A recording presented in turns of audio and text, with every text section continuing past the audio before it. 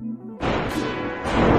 addicted to fast cars, bad bras, late nights, last calls, alcohol, bad just scrolling through the phone log, hit 'em up, all my pick 'em up. We bout to have a time tonight. Sure you keep that burner tuck, cause niggas like to creep low. Say motherfuck the PO and the judge. But if they come with us, just know it's love. I'm saying just because.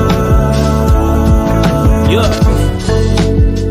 Cause we been coming from welfare, medical, healthcare, living in the hood is hell here, hell yeah. I'm saying just because. Love. I watched my mama and my daddy struggle with the bottle. I watched my cousins and my brother banged out full throttle. Driver's seat, we bout that action, we ain't sitting idle. And even when they melanated, still a rival. I ain't about killing, but I'm about survival. And we be praying to the Lord, but still ain't read the Bible. And put that pedal to the floor with a savage title. Hope we don't crash out. Shawty out, seeking attention, she got that out. What is freezing? Does he know you using that?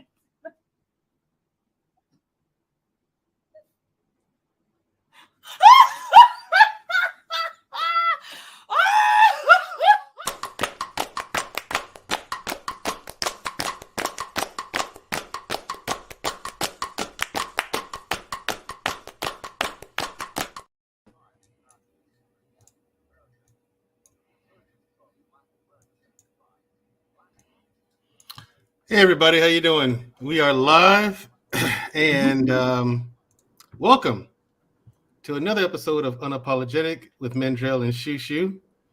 For all you people in the back, in the cheap seats in the back, I am Mandrell.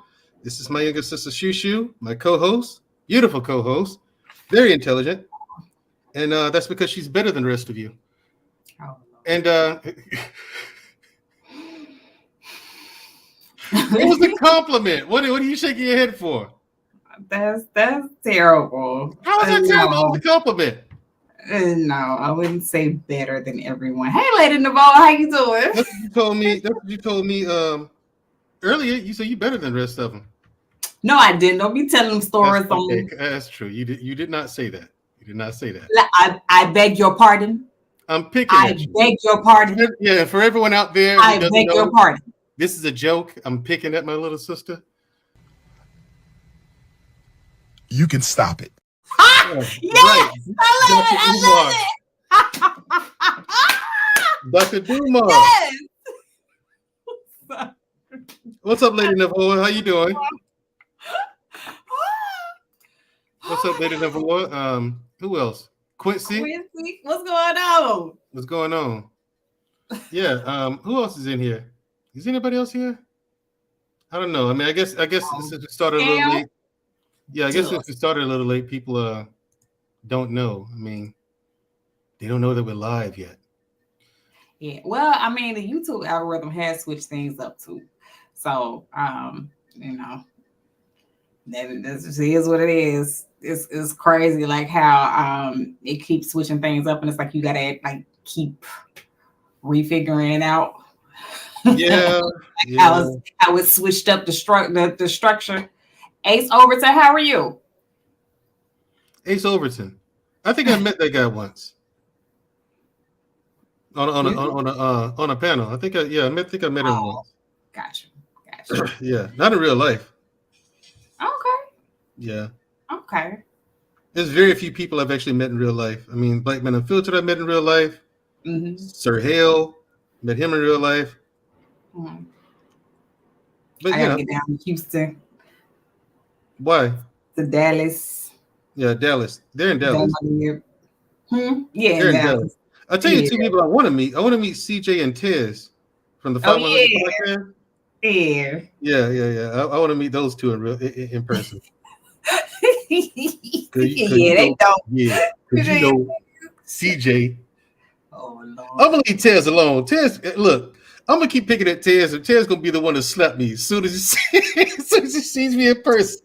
Right. So right. I'm gonna keep picking at Tez, and one day that's probably gonna happen. You know what I'm saying? But the thing is, I can't hit him back because it'd be well deserved. Right. He'll punch me in the face. I'm like, you know what? I had that coming. Right, exactly. I had that covered. Can't even be mad at it. But Corey Hager, I was waiting on Corey to see when Corey was going to show up tonight. Oh, really? Yeah, I was actually waiting to get started for Corey because, like I told you, there's two people got to be here. It's Corey and Lady Navoa. Right? Yeah. Like seriously, it kind of throws me off when one of them aren't here. I don't see them in the chat. I kind of look around. I'm like, okay, what's wrong? Why aren't they here? You know what I'm saying? Right. Yeah, kind of throws me off, man. But yeah. Anyway, tonight's show is entitled "Have You Learned Anything?" Mm-hmm. Now, what are we talking about tonight, Shamir? Have we learned anything about what? Do you know? Do you know what tonight's topic is about? What have people not about what have we learned about relationships from all these conversations? Like, have we learned anything? So what do you okay, so before we get started, good. What say you? Just from what you've seen so far, has the vast majority of people learned anything? Yes or no? Not really. No, they have not. And a lot of that, and I think a lot of that is because people are just in their own way, and they don't realize that they're in their own way. Amen to that. Yeah, people who will want a good man or a good woman, they'll get said good man or good woman, and they throw it away over the smallest reasons. You know what I'm saying? I think people still don't know how to be in relationships. Or I mean, they're not getting it because they're not listening.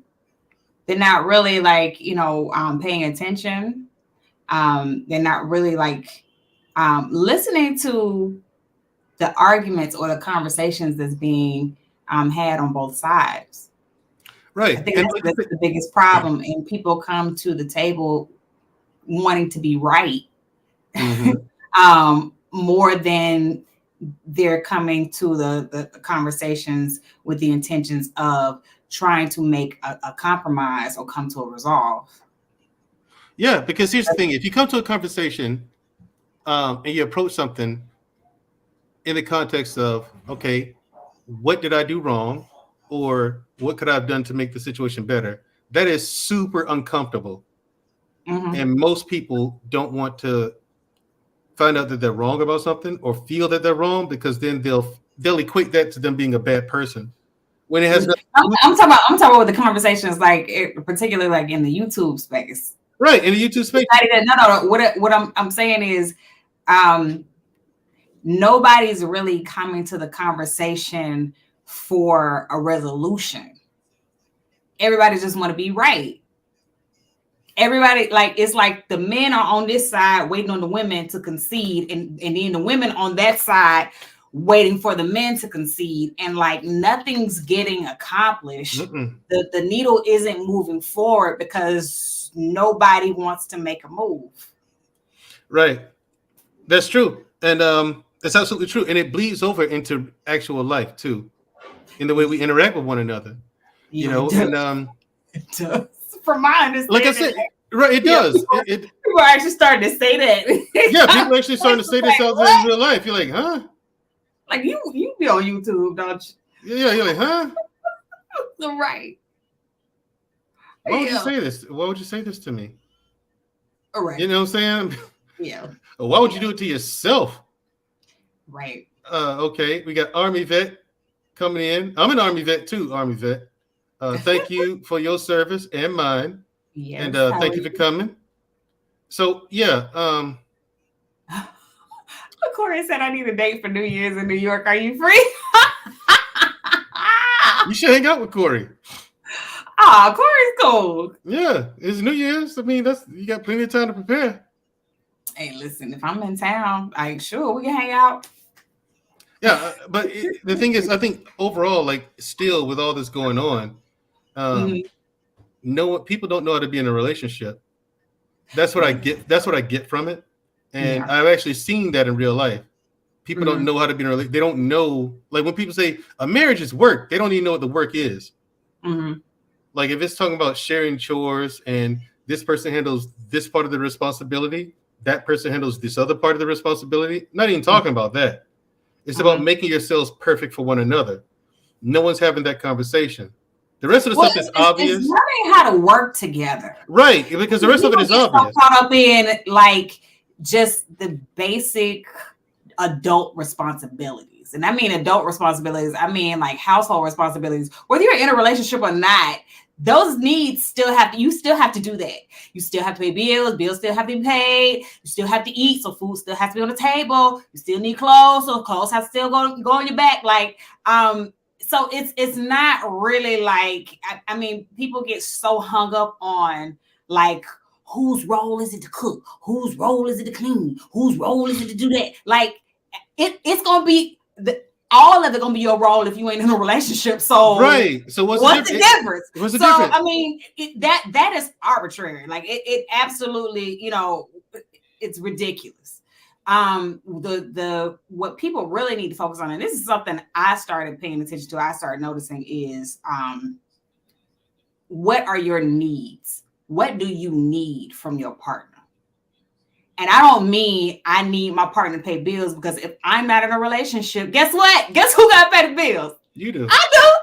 So I'm talking about things that money can't buy, things that, if I throw these clothes out the window, they can't do it for me. What do I need, like emotionally, mentally, and spiritually from my partner?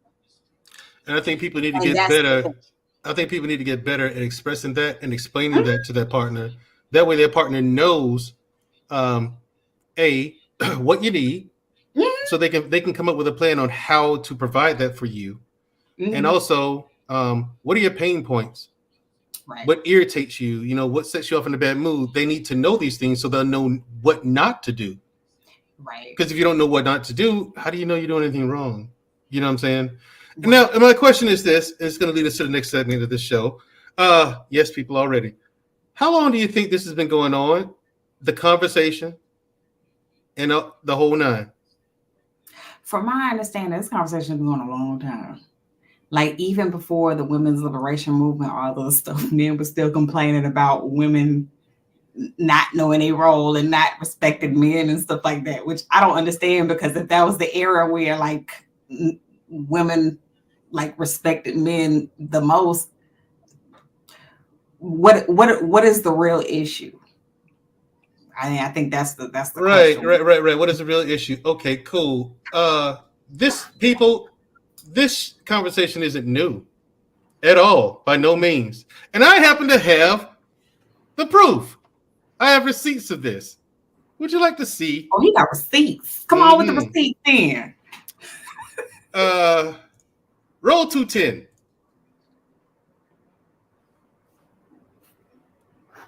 You see? The feeling of racial pride is not new for many African Americans, but the resurgence of black awareness and pride, black men and women face new problems, not only in relation to white society, but to each other in a black society.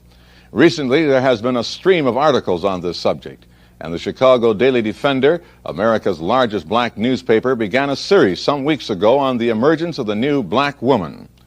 Betty Washington, reporter for the paper, surveyed the Chicago scene to report on how black men and women believe the revolution in racial pride will affect them and their families, before the sociologists and experts tell us how we are supposed to react. As a reporter for the Chicago Daily Defender, and as a black woman married to a black man, I become deeply aware of the effects of this new black revolution on the relationship between black man and black woman. I see it among my own friends, and I also see it in my home. But the most revealing and the most vocal statements about what the new black man expects from the new black woman came when I met with a group of young unmarried friends one Saturday afternoon. I think that what's happening in America as far as black men, black women is concerned is that there's a revolution within a revolution. We are fighting our own woman. Our woman will not allow us to emerge as black men. No.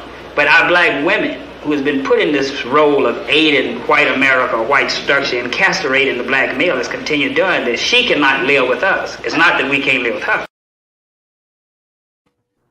Does any of this sound familiar? Right, yeah. Does any of this sound familiar? I can't imagine. I can't think of it right now. It really does. it's hard to remember. I can't put my finger on it. Where have I heard this same kind of thing before? Thank you for coming, OG J Speed. You might want to cam up for this one because you might want to cam up for this one, old timer. That was that interview aired on television in that foul year of our Lord, 1968. 10 years before I was born. That was the same year as what's called the not Black Power movement, but like the Civil Rights movement. No, Civil Rights came in 64. Then the Voting Rights Act came in 65. Something like that. Yeah, it was that era. But it was in that era. Yes. Listen, we have more. Now, here's the thing. What do you think of this so far? What the brother said. The black man is fighting a revolution within a revolution. You know, he's also fighting our woman. Yeah. Now, here's the thing. Where have you heard this before? In a certain space on YouTube, when they refer to themselves as pills, and the color of the pill is red. Now, what do you think of what the brother said? We're fighting our own women, and our women won't allow us to be men. We've heard this before. And so black men have been telling black women, hey, ladies, this is the problem since that we know of now, proof 1968. Yeah, I wasn't even a thought era hit, and y'all just made it worse. No. Stay on message. Message. Okay. All right, I'm on code. Stay on message. So, yeah. We've been telling y'all what the problem is since 1968. Now, this series of videos are gonna get into the whole thing with women starting to work at that time. They're starting to get qualifications. They're getting qualifications. They're getting credentials, and they're starting to work and be on their own and be independent. It's good. The conversation is going to get into a little of that, but it's just to illustrate that, hey, people, this is not new by no stretch. I talked to Jay Speed, like in person, like in real life. I talked to Jay Speed, and he said this to me before. This is nothing new. We was dealing with this stuff way back in the day. Nothing new about what y'all talking about. You know what I'm saying? So, and he's right. Apparently, look at the video, 1968. Nothing new about it. So, what do you think about our men? What do you think of the idea of our men having to fight our black women because they won't let us be men? Well, I think the proper question is what did they mean by black women aren't letting them be men? So that's the question that you have. If this has been going on that long, then what is their idea of being a man? Okay, cool. That's the first question. So if people in the chat, if you are watching, hope you're paying attention while you're giving shout outs. I would like you guys to cam up. Well, you don't have to cam up. Just join us on the panel. Again, you don't have to cam up. You can use the avatar or a blank avatar. Just come up to the panel and join us for the conversation. What do you guys think of this? Army vet, you're one of them. Corey Hager, you know you're welcome. J Speed, I know you don't do panels anymore, but we're looking for education tonight. So if you'd like to come up and educate us, old timer, you're more than welcome. Anyway, let's go to the second one. Roll to 11.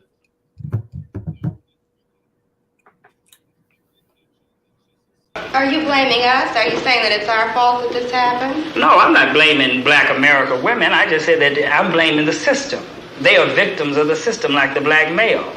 Well, why do you say that we are castrating you? You say that you want to be the leaders. Okay, well, what about the black professional woman?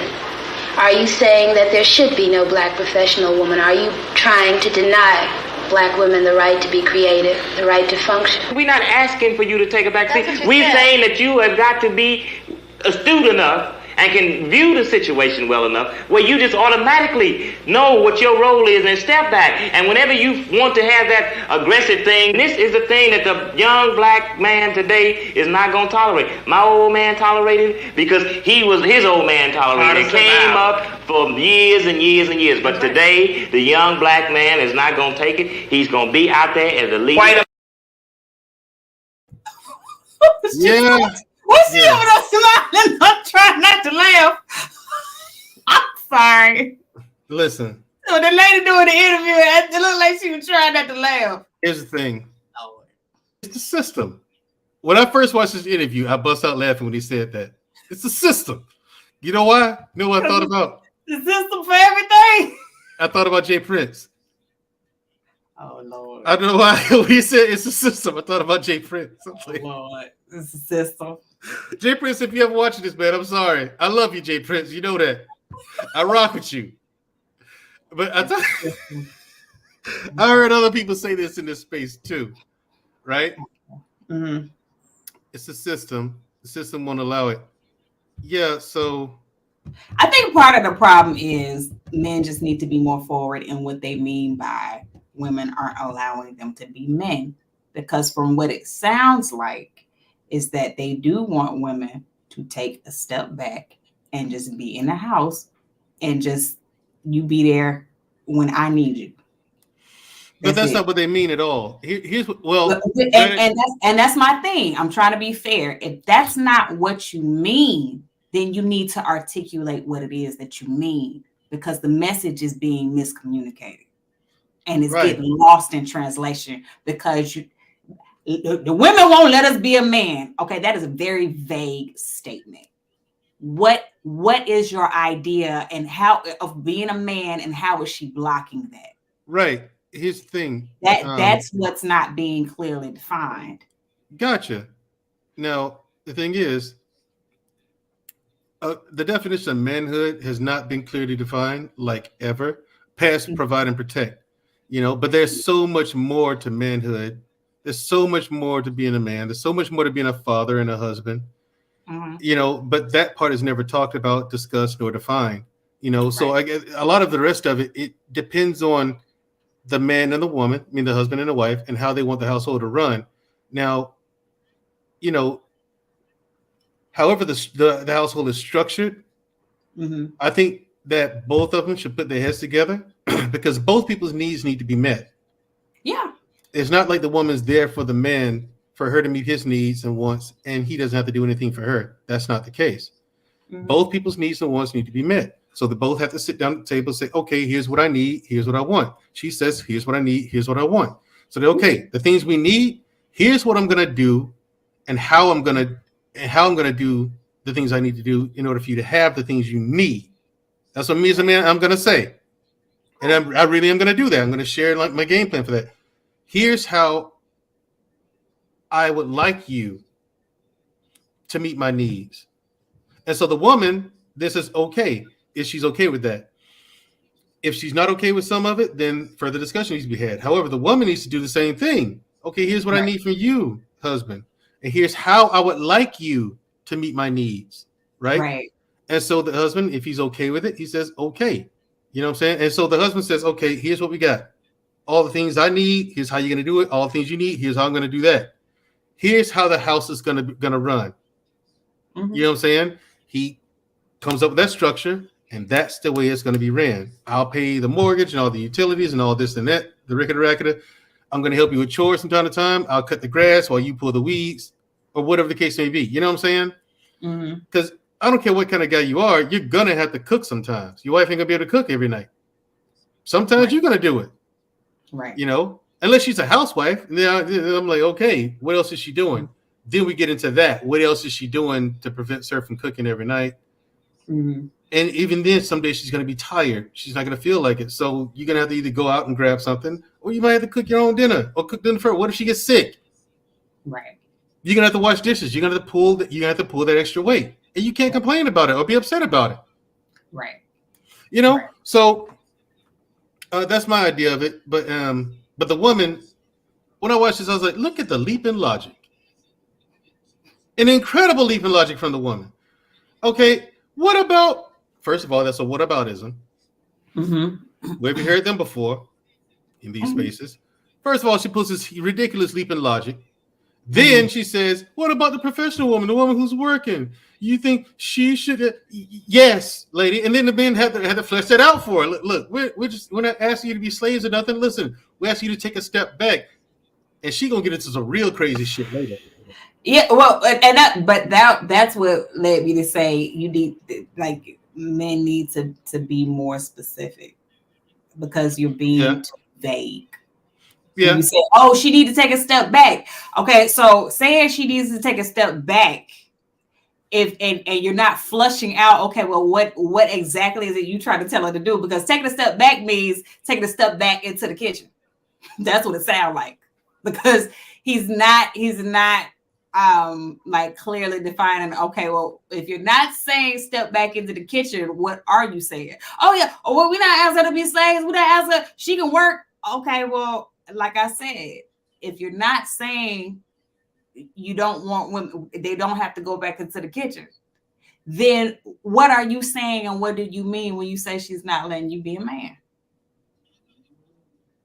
Okay, let him lead.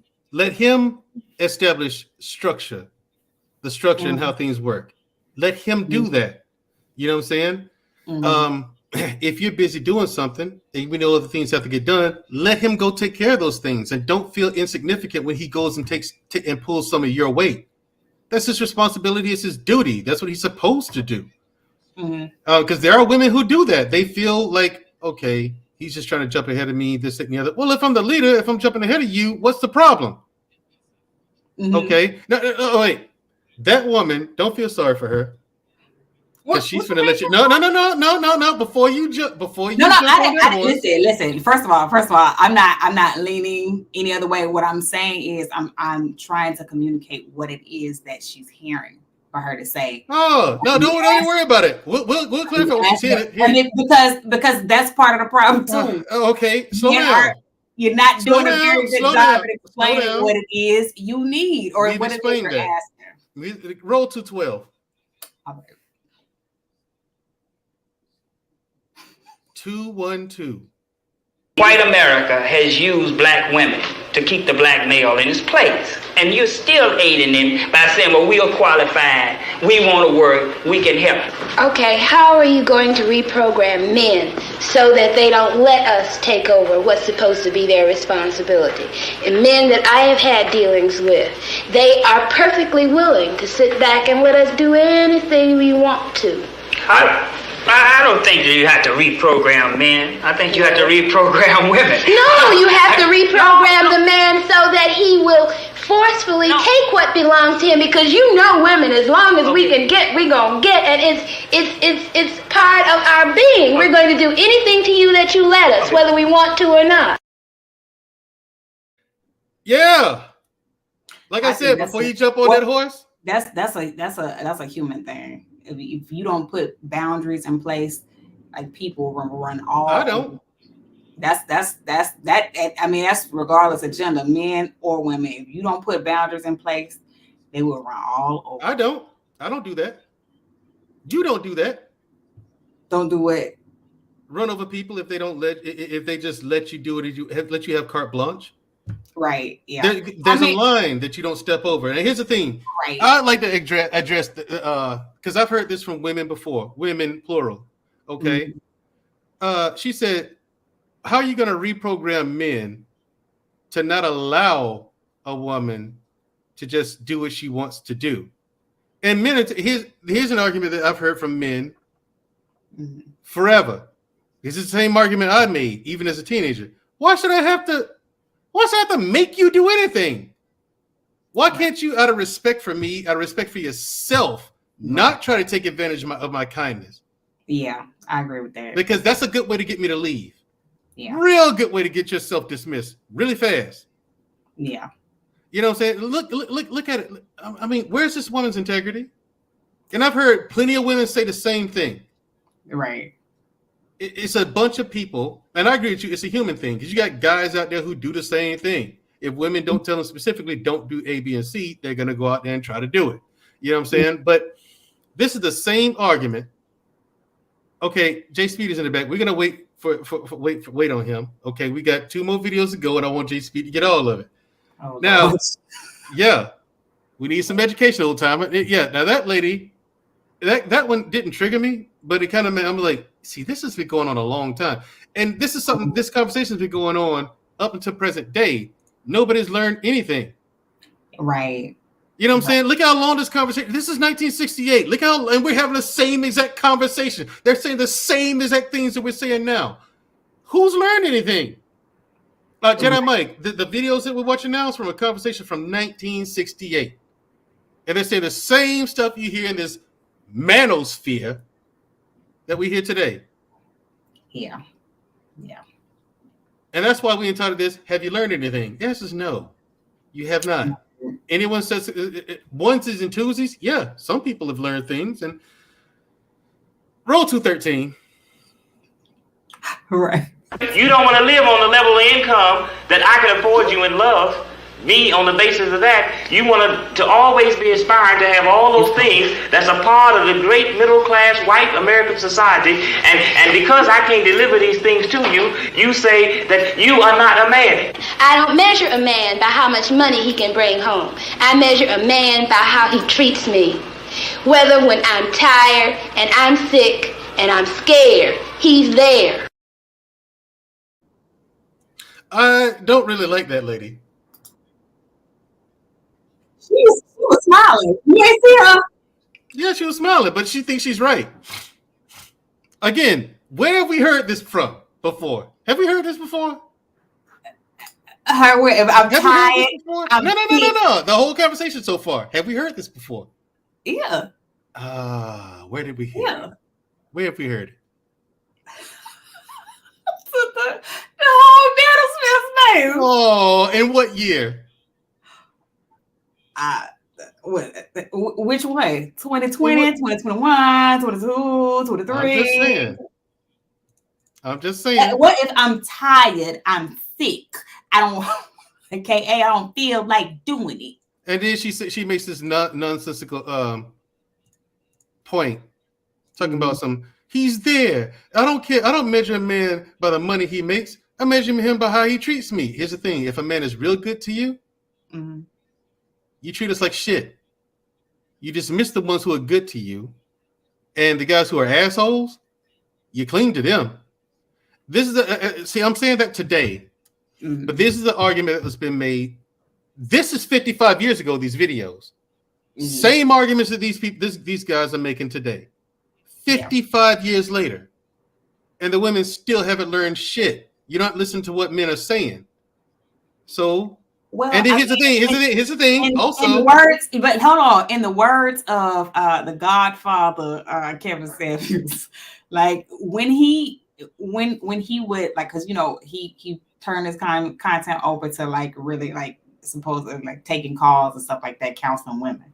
But like he would have, times where he would have men's week and the men would call in with their problems. Oh yeah, they're morons. He would get so frustrated. Right. They was like, wait a minute. Like, wait a minute. Y'all do all this talking about women. Y'all do all this talking about women. And fellas, y'all come up here and this is what you say? Right. So the problem is the men aren't any better, really. Well, they're not leading and they're not taught to be leaders. They're not taught to be leaders. They're not.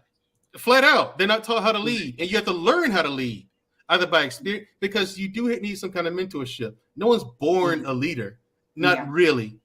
Some people are born with attributes and an aptitude for it. However, no one's actually born a leader.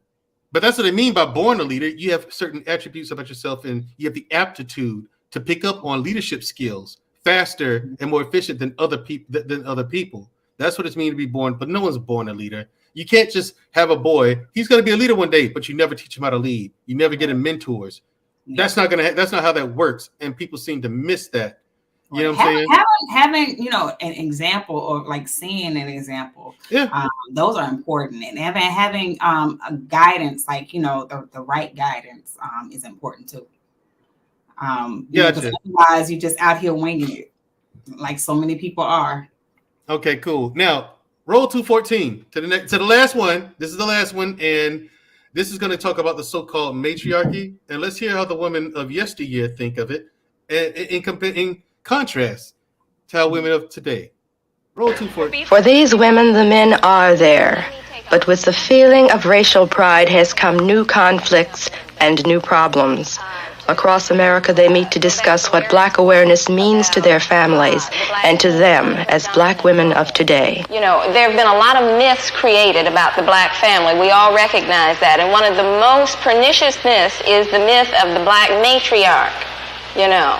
And this whole concept, and I think this is one of the reasons that the black community reacted so negatively to the Moynihan report, because we know that that's not true. It was not like the black woman has not been a matriarch in the sense that it has been defined thus far. And thank God research, and I hope black research is being done now to reverse that kind of thing. In fact, the black woman has been a woman at the head of a household, not by choice, but by necessity. And more often, that's right, and more often than not, she is not a strong, matriarchal, aggressive, domineering figure. She is a woman in search of a man. But this story has not been told. The prejudiced society created what we have now. So that's what we were. Okay, we have a revolution going on. Well, we're part of the revolution. We're in an evolution. I think the revolution is yet to come. Yeah, it's the, well, this thing we keep tossing the word revolution around lightly.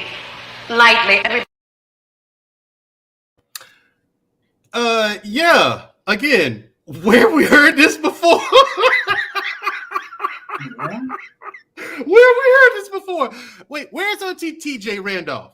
Where's Courtney Michelle? I'm calling you all out. Where are you tonight? Oh, Lord. Explain this. But, okay, since you all can't be, and Auntie TJ, I love you. You know that. You know that. Courtney Michelle, we need to talk. So, listen, Courtney does not, she don't really deal with me like that. I mean, yeah, so that's why I said we need to talk. I don't really know where Courtney stands on it. For real. Mm-hmm. That's what I mean by that, Courtney. Mm-hmm. Don't know where you stand on it and all that. So I mean, but anyway, we do have someone from that era who might be able to shed some light on this subject in the back, and we will bring him up. Please, ladies and gentlemen, welcome my very special guest, by popular demand. He's returning, the OG, the Ghost, J Speed. Hey, what the hell's going on here? What's going on, J Speed? How you doing, Choo? I'm good. How are you? I don't know. That your brother must be eating some rabbit shit. He getting smart.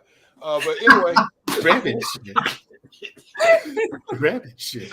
Yeah, you know, rabbit shit was concluded way back in the 60s as being smart pills.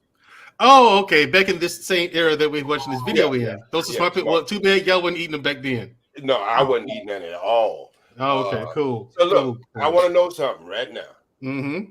Is this gonna be entertainment, or is it gonna be an educational moment?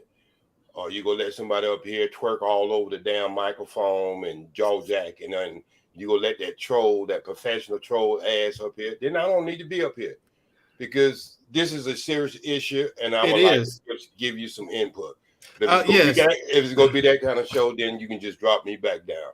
No, it's not. It's not going to be a shit show. Like I said, I'm letting you up here first. That's why we have not even dropped the link. Okay. We have not even dropped the link. This is you, myself, and my sister. We would like you to shed some light on the subject, because clearly this is not a new issue, not a new topic. These same issues have been going on for 55 years as of 2023. Okay. Right. And my thing is, that's what the title of this show is. Have you learned anything? We have the same conversations 55 years later. No one's learned anything. Yeah. Okay. Let me take it back further than that, and then I'm gonna come right back and land it plane right where you was at. Okay. This shit been going on so long for all you good Christians. God only had 2 kids, and neither one of them listened. And who was the one supposed to be so weak and went out there and danced her ass around the tree and whatever fruit it was? Everybody said the apple, never been mentioned as an apple in the book. But we know she came back and gave Adam a lap dance and told him, you ever want some of this, you better bite this shit too. So we already know how that went down, okay? So we don't have to lie about it, all right? The man had been here for a long period of time, and the devil was not able to persuade him. Let's go back. Shoo, this is for you. I'm going to tell you what we don't want women to go back to, all right? Before 1971, I'm going to drop some bombs right about now. Before 1971, a woman cannot get a credit card in her name. Right, yeah. All right? Mm-hmm. She'll be guaranteed if she got pregnant, she would be fired before 1971. All right? Mm-hmm. She could not serve on a jury. She could not get on front line in the military. Right. She could not get an Ivy League education. All this shit I'm telling you right now was before 1971. All right. Mm-hmm. She couldn't take legal action in the workplace for sexual harassment. Yeah. All right. Right. She couldn't decide not to give her husband sex. Yeah, I know about that too. Okay. She could not obtain health insurance on the same monetary as her husband. And last, without least, she could not take birth control pills. Right. Yeah. So this is for all you women, what we don't want you to go back to before we get this conversation started off. Mm-hmm. And you got to know all these things that I just mentioned had nothing to do with black people in a whole, because we didn't make the policies. Right. We was too much trying to keep dogs from biting us in the scrotum and water holes shooting on our ass, and trying to dodge that low tree that could hold that rope. Okay, right. So a lot of the things that women was afforded to black men had nothing to do with black men, because we wouldn't make no policies. We were just getting around the corner where people could look at us as being men by title only. You ever had a supervisor job and it was only title on, but you couldn't get shit done? It seemed like every time you try to get something done, you was really on a supervisor position, because they can have your ass there 24/7 because you was being paid by a contract, not by salary. Your salary is already put in. Everybody else was salary could be contributed towards their work ethics. So what I'm trying to say is, this shit been going on so long, and when I first came into the Manosphere, I try to expose this to them. They act as if men just been walking around putting up with a bunch of shit, and they call my generation the boomer generation, the silent generation. We was wimp, we was this, we was that, because they don't know historically. These guys don't know history. They're 2 weeks off Similac and breast milk, but they think they're experts. Most of all these guys talking in the internet been talking for the last 10 or 15 years. It's just like I said, 2 weeks off Similac. And they did come around with the test tube babies, because we don't know who the fuck we dealing with on this internet. We don't know if they came through the birth canal or they came through a damn glass tube. And most of them sound like they came through a glass tube. So let's get down to the nitty-gritty about how long this been going on from your time period. Tony Brown had a show. He covered this way back in the 60s, the 70s. He was sponsored by Pepsi Cola. It used to be an independent PBS show on PBS. And he talked about this type of subjects all the time. Things that affect black people in the black community, all right? So let's look at this. Think about this. All right. If you really think about it, it was an ingenious idea. Matter of fact, I think white people should win the Peabody prize. The shit they did to us, it was ingenious. But let's put something at the end of that. It was ingenious, but it was evil. Very. All right. So this is why men today and women said today, I'm a strong black woman, but he calls his car pretty. And think about what I just said. Don't that seem to be reverse? Shouldn't you have a strong engine in your car and your wife or your girlfriend be pretty? See how backwards they got us mindset? Right. And so these are the things. Black women been the backbone of the black community. Well, that's trying to say that black men don't have no backbone. Think about what I just said. If black women is the backbone of the community, that means the black man didn't have no backbone. Mm-hmm. So these are the things that we utter out of our mouth to our children. And Mandrell said something very important. See, if your black woman had to let you lead, you ain't a leader in the first place. Nobody lets a leader lead. That's what a leader job is, to lead.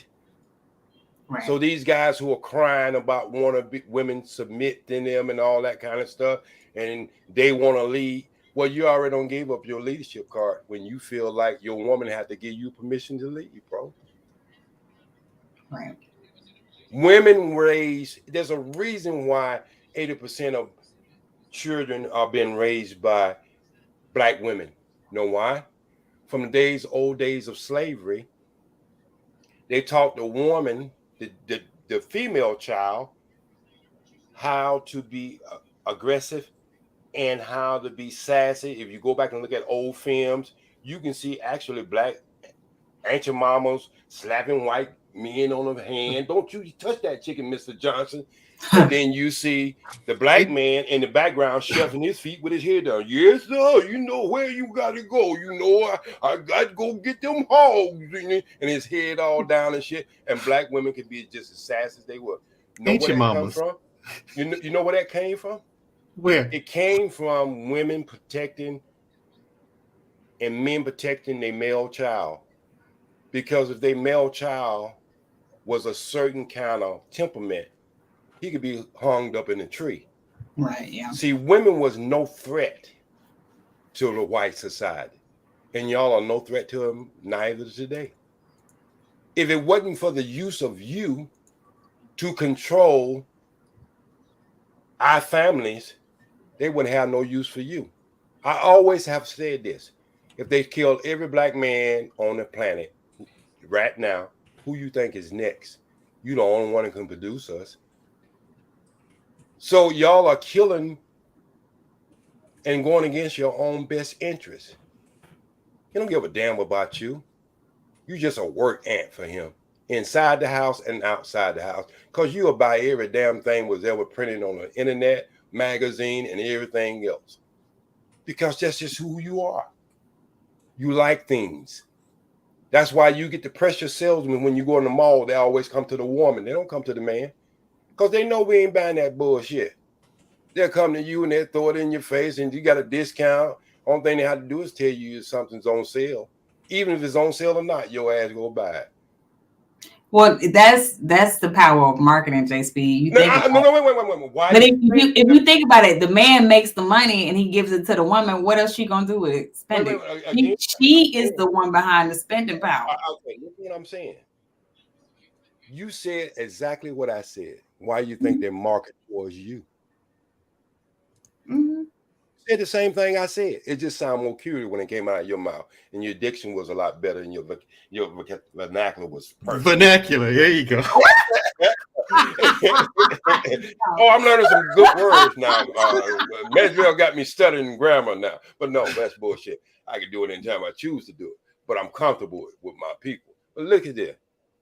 This stuff been going on so long. These is like when y'all just think about it, when y'all was little or small, and y'all was at picnics or gatherings, cookouts, or whatever you was at, you always see a group of men in a corner somewhere talking about some shit. And you see a group of women over here talking about some shit. And the men's always be complaining, oh man, you know what, man? Shit, I just got out the doghouse, man. I ain't been able to go up in the bedroom in about 2 weeks now. Yeah, man, I've been cutting the grass, I've been fixing the car, I've got some good behavior. That sounds just like a child, don't it? What grown ass man supposed to sound like that? But see, this is historically. It's printed in our DNA. See, people don't understand, even though you don't go through an experience, if it's passed along to you from your blood, because they discovered water has memory almost 25 years ago. Blood is a makeup of water. It has memory too. So you don't have to experience something. It's part of your DNA. That's why you can look like your great-great aunt, because that stuff is in your DNA. We just at the door of DNA, what DNA is. This stuff has been imprinted in us so long, and it's carrying through our bloodstream. And we, the first principle of trying to understand something and trying to get over something, first you got to recognize what it is.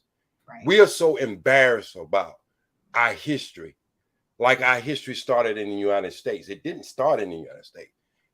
Right. We got the oldest history on this planet. We are the original human beings on this planet. And as we tell our traumatic experience, we can talk about when we were kings and queens and when we was running civilization. You can't name me one civilization right now on this planet ran by a black person. It's economically ran by black people. Not one place you can name. Not one. And we got a whole effing continent. And all of them over there are puppets. Yeah. From the United Kingdom to the United States of America. So they listening to me and they say, well, you know, he's just old country bumpkin. I think he might have went to the 3rd grade. He got a gold teeth in his mouth. He don't know what the hell he's talking about. But I'm living in y'all nightmare. Because that's what y'all got. The only difference between men today and men yesterday, we know how to talk about our problems. We didn't call women bitches and whores and all these other names. You don't start a conversation off like that. Who wants to listen to somebody you already degraded from the beginning? Right. Women didn't tell men to suck my dick. Like she grows something out, something phenomenal between her legs that no other woman has. So now she can tell a man to suck her Johnson. Women didn't talk like that because you would probably find them somewhere dead if they did. And there's a lot of places on this planet outside the Western Hemisphere, your ass will be dead. Yeah. But you can come out and you can look at these superheroes and you don't understand that's Hollywood. That's not real life. You can see a woman kick 25 and 30 men's ass in a movie. Try that shit in real life.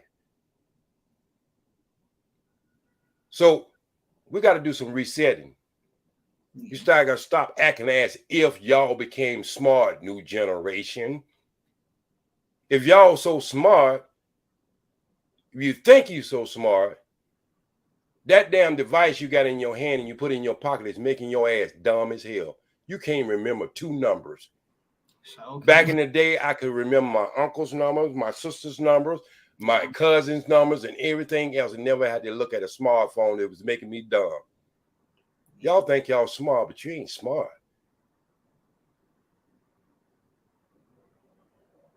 Yeah. You muted. All right, there he is, ladies and gentlemen, J Speed. All right, J Speed. Giving us update. Okay, now we're gonna appreciate you for the history lesson. Yeah, now we will drop the link, J Speed. If you'd like to stay, you are more than welcome. No, I'm gonna let y'all tap dance a little bit. Y'all doing a good job. Tap dance. And I told you if I only come on the internet, I'm come to teach. I'm in teaching mode. Gotcha. Because I figure I have lived long enough to come to this level of life.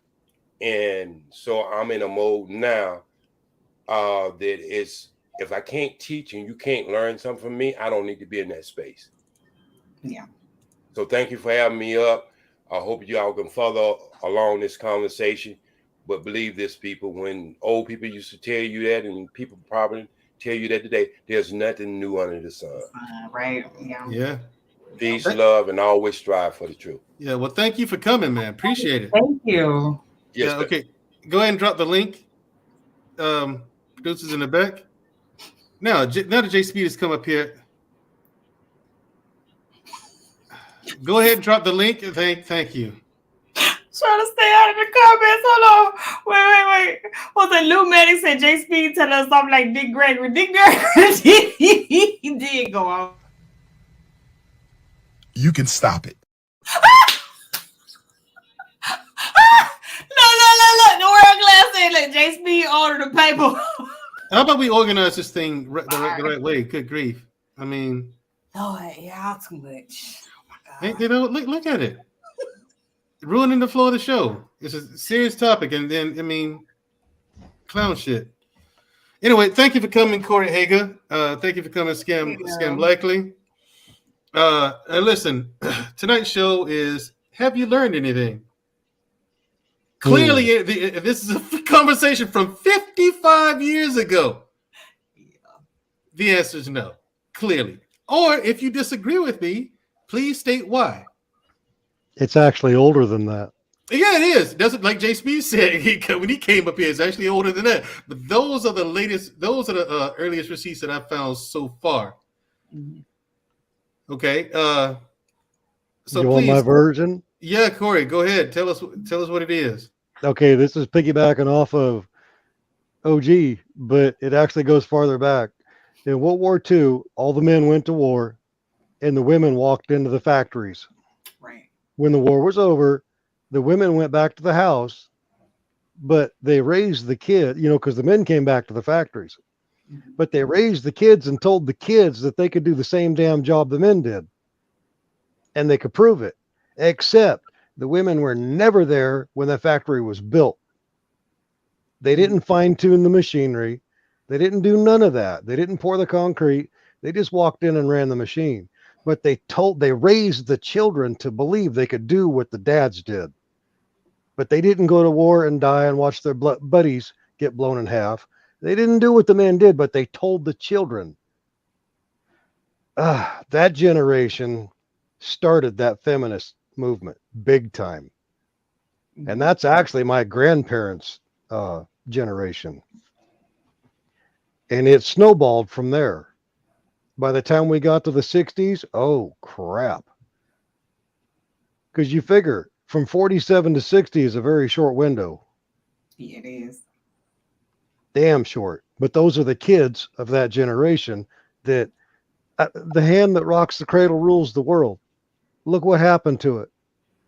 It turned the damn thing upside down. Yeah. And it's never recovered. No. Right. It's never recovered. Right. So and they're still going around saying that they can do what the men do. And they never have. These women walk into corporate America and they go to work in a building that was built by men. Well, I let me say this, Corey, just speaking on behalf of women. Well, how many women have you seen working high steel building buildings? That's true. That's true. Men built the buildings. Men built the roads. Men built the subways. Well, maybe I didn't support of the LGBTQ community. Oh, God. Rainbows did not build this country. Let me stop. I would say this about the feminist movement. I don't think in theory it was a bad thing, and just speaking on behalf of a woman, because the fact that women had absolutely no rights and no say so in anything, like that is like oppressing of people, like a certain group of people. I mean, that's just bottom line what it is. I think where the feminist movement went wrong or went left was thinking that they essentially they end up turning themselves into the quote unquote enemy that they were fighting, enemy being men that they were fighting. They put themselves or they started elevating themselves, like thinking they were better than men, and that don't make it right. You know what I mean? And you it's like you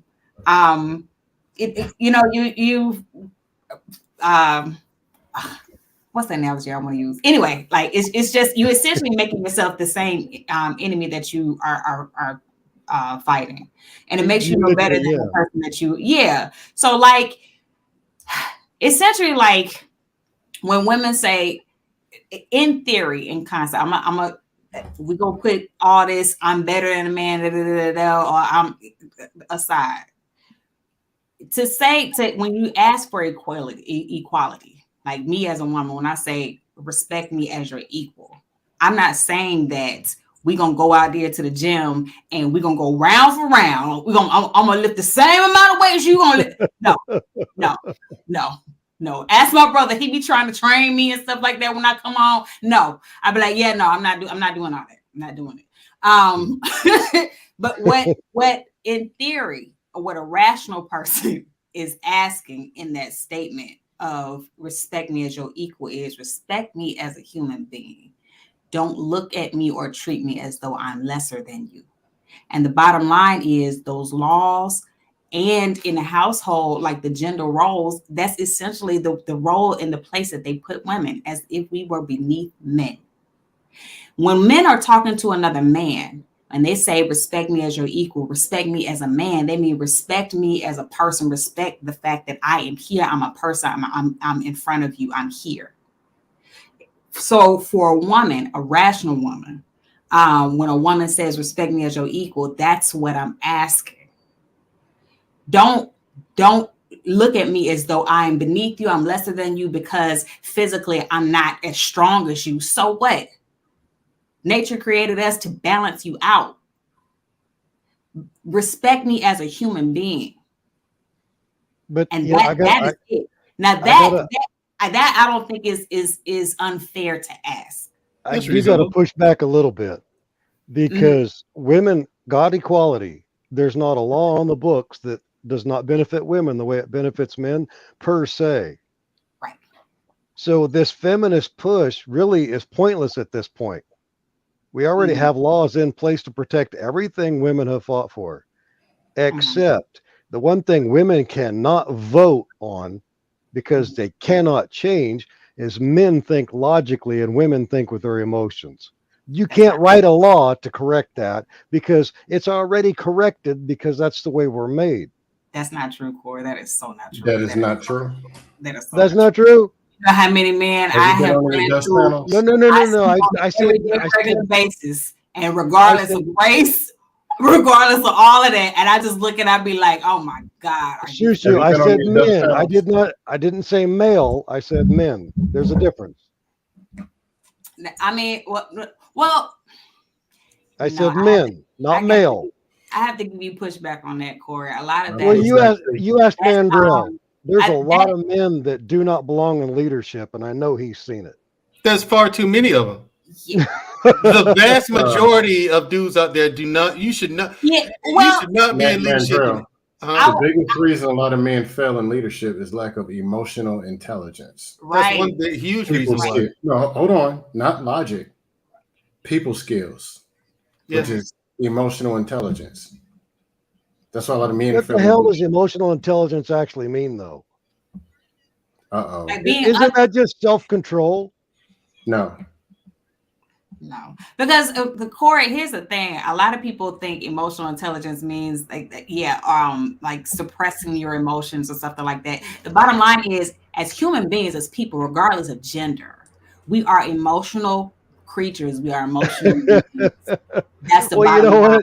And the problem is when you try and suppress your emotions, they manifest themselves either whether you want them to or not.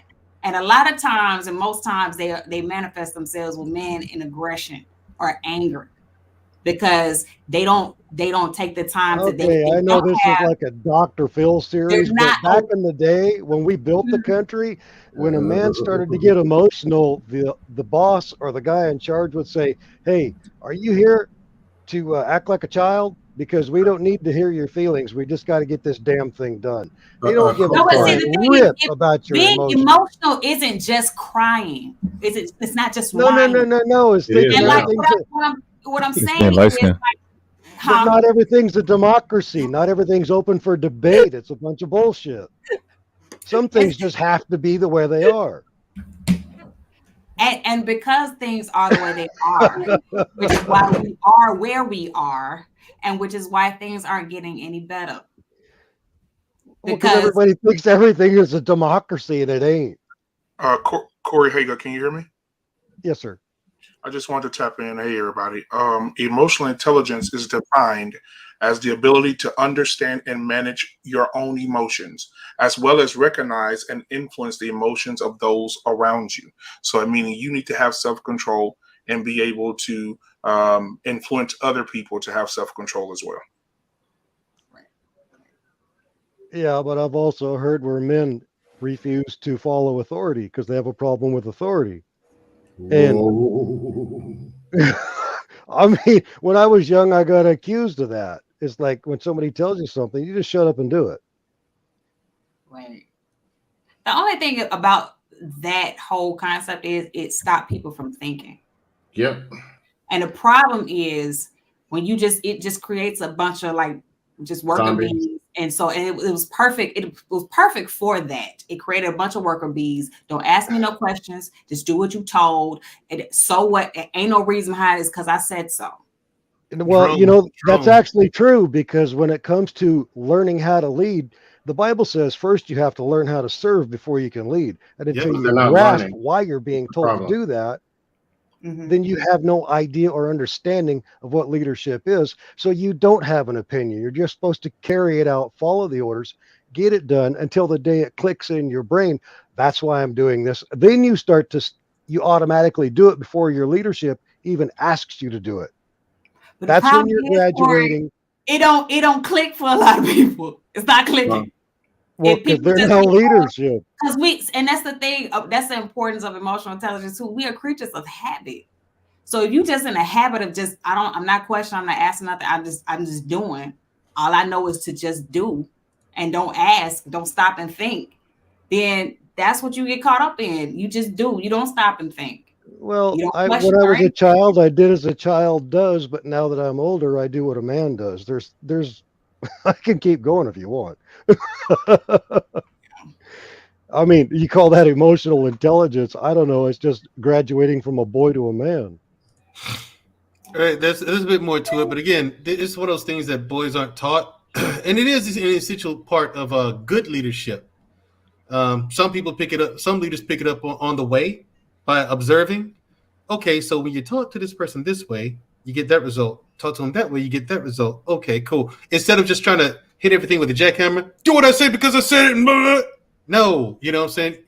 Like a lot of guys on these panels throughout the manosphere, it's like they're trying to hit everything with a hammer. They're trying to force women to believe what they believe, and you can't force them to. Now I understand that there's a lot of women that I've observed in these spaces that you can hand them all the evidence you want to, they still won't believe it. Like you can prove them wrong, and they will acknowledge that you've proven them wrong, and they won't, and they'll still keep doing what they're doing. Yeah. It's crazy, but I mean, that's just where the world is. Can I interject real quick? If Go ahead. So I wanted to ask Shushu, since she's the only woman on the panel. Hopefully, we'll get another one in a second. But I want to ask my little sister Shushu a question. So, how do you feel about Ayanla last comment that she did on her show, her YouTube show? She said that she talked about emotional intelligence, and she talked about how men emotional intelligence is different from a woman's, and she said now women are wanting men to become their girlfriends instead of becoming a man. Yeah, I ain't gonna be nobody's girlfriend. She said both emotional intelligence are different. She said a man's emotional intelligence would be different than a woman's, simply because the man, the things that he deals with on a daily basis, his emotional intelligence will be resisting from violence, resisting from saying something, resisting from trying to be aggressive or mean towards somebody, or just jump and ready to choke out. Right? A woman's is more hers will be a little bit more different because she doesn't have all that testosterone like to be forcing against other people. So what are your thoughts about that comment that she made as far as women wanting men to be equal when it comes to emotional intelligence or emotional differences? The definition is off. It doesn't make sense. Well, the definition is, it says it's defined as an ability to understand and manage your own emotions. So I think a man's emotions and a woman's emotions are different. I do agree with that part of it. It's a narrative. Well, I think that. Oh, go ahead, Shamari. Like I said, it speaks because what I'm starting to realize in these conversations is how I think people are approaching relationships incorrectly. We get so caught up in roles that we don't. The most important thing in a relationship that people keep missing are our needs, because as human beings we have needs. What does my spouse need from me? What does my significant other need from me? What are his needs? And at the same time, what are my needs? I think that's the biggest problem for women. When Yana talks about emotional intelligence and stuff like that, for women, a lot of times we need emotional support from our men. That's why we go into these conversations about, the quote unquote conversation, like a man don't want to talk to you. Don't be talking to your man like he your girlfriend. Well, I'm talking to my girlfriend for emotional support.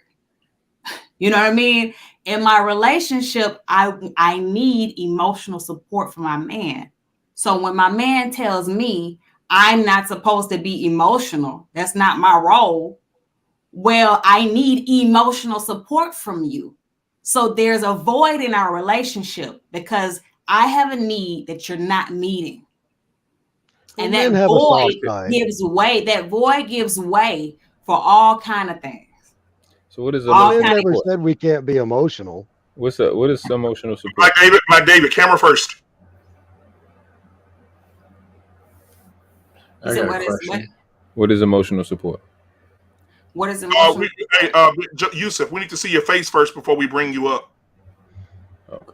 So emotional support essentially is, okay, if knowing that whatever I'm going through, I can lean on you.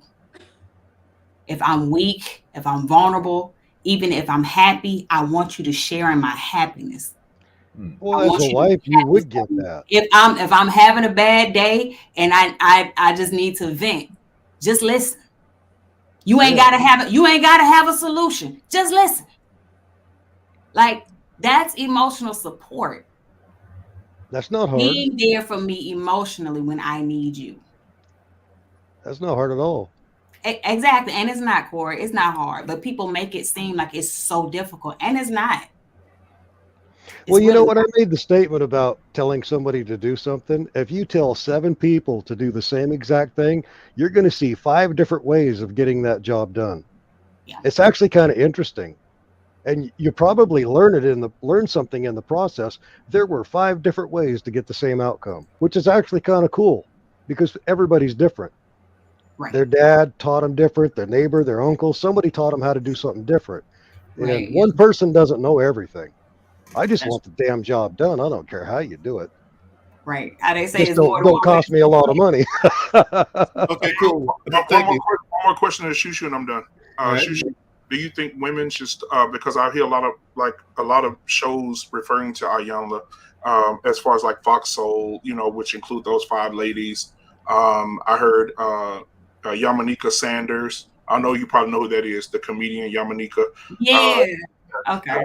Her and a lot of other women have a campaign of saying, women, whenever you hear Iyanla speak, walk out the room or turn your TV off. Oh, wow. I haven't heard that one. Right. So she was on Comedy Hype the other day, Yamanika was, and she said that we have a campaign of every time Iyanla opens her mouth, we're going to turn her off if she's on TV, and if she walks into a room in a setting, we're going to walk out. She said nobody wants to hear what Iyanla has to say. That's dangerous stuff. So do you think women should stop listening to Iyanla is the question? No. I think Iyanla comes from with a lot of wisdom because you got to remember she came up in a different generation. So the whole culture and everything in her generation during her time was totally different than it is now. You know what I mean? Yeah. So I think a lot of what where the disconnect between Iyanla and a lot of the women nowadays is that Iyanla is still coming from an ideal from the generation she came up in, whereas this new generation, new ideal, like, you know what I mean? They're not trying to hear a lot of the old practices from Iyanla's generation. And so that's where the clashes come in. They like, we're trying to hear that. The thing is, I got a question. Hold on. Where Iyanla is coming from is, Iyanla used to be just like the modern women of today. That's a fact. She took the same stances. She assumed the same positions, and she even got into it with Shahrazad Ali. Yeah, she did. About it. Now, even when Shahrazad was asked about it, what do you think of Alana Vincent? She said, "See, she came around now." She said, even she came around now. See, Shahrazad Ali was correct all those at that time back then, and even Alana Vincent has to admit that she was wrong, and Shahrazad was correct. Yeah. See, Iyanla has learned her lesson. She's taken her licks. She's learned what that ideology gets you. And the thing is, these women of today, since they're making money and they're able to provide for themselves on their own, they don't see the value of a man since the providing part has been taken away. You know what I'm saying? You don't need a man to provide for you anymore. So past that, they don't see a need for him. That's not And true. that in itself is the problem. If all you did was provide for yourself and you no longer see any further need for a man, you're the problem. Your ideology is the problem. The way you think is the problem. There's far more to having a man in your life than just provision. Well, I gotta. Okay, and here's where society plays a role in that. Society has told men and women that your sole purpose as a man is to provide, is to put food on the table, and to put clothes on your family's back. That's your purpose. To protect. Oh yeah, okay, but make sure your family is protected. Protect, provide. That's your sole purpose. But now that women are making money, part of your purpose is gone. No, it ain't. Society, yes. I mean, it ain't gone. I'll tell you flat out, because the women are now wanting to go do it by themselves. I don't have to work as hard. Whoa. If that's the case, that's just more energy to have sex. Hold on. We're gonna get the Scam Likely, then right after him, we're gonna get the World Class in here and Jedi Mike. Hey, Shoo. Yeah, well, I had a question and some comments. How you doing? Good, how are you doing? Is how in the hell did this conversation? Is how we learned anything? How did the conversation turn into the same 1968 conversation? Here we go. How managed to do that? Why is the competition between men and women? Right. And most people on this panel know better. Why is it? How did it become 1968 all over again, with the same dust panels and same talking points all over again that have been going for 2 years? What a protected provide, what are the men's, what about the women's? Same thing. How many times I got to troll these talking points? That's the voice for me. They don't work. Okay. It's a lie. Okay, so Scam, before you start going down that rabbit hole, here's the problem. I'm trying to get out the rabbit hole. Here's the problem. I'm hunting rabbits. These talking points didn't come out of thin air. A lot of these talking points come out of how we have been conditioned as a society, right? Mm-hmm. So now that things have changed, and the whole purpose of me bringing up part of a man's purpose is because traditionally society assigned that role to man, right? To the men of society. Now that women are providing for themselves, that cuts your role in half. Right. And the problem is that's just how women see y'all. As somebody to protect, somebody to cut a check. Like it is sad. That's not true either. But a lot of women see y'all like that. No, a woman, Scam. A woman.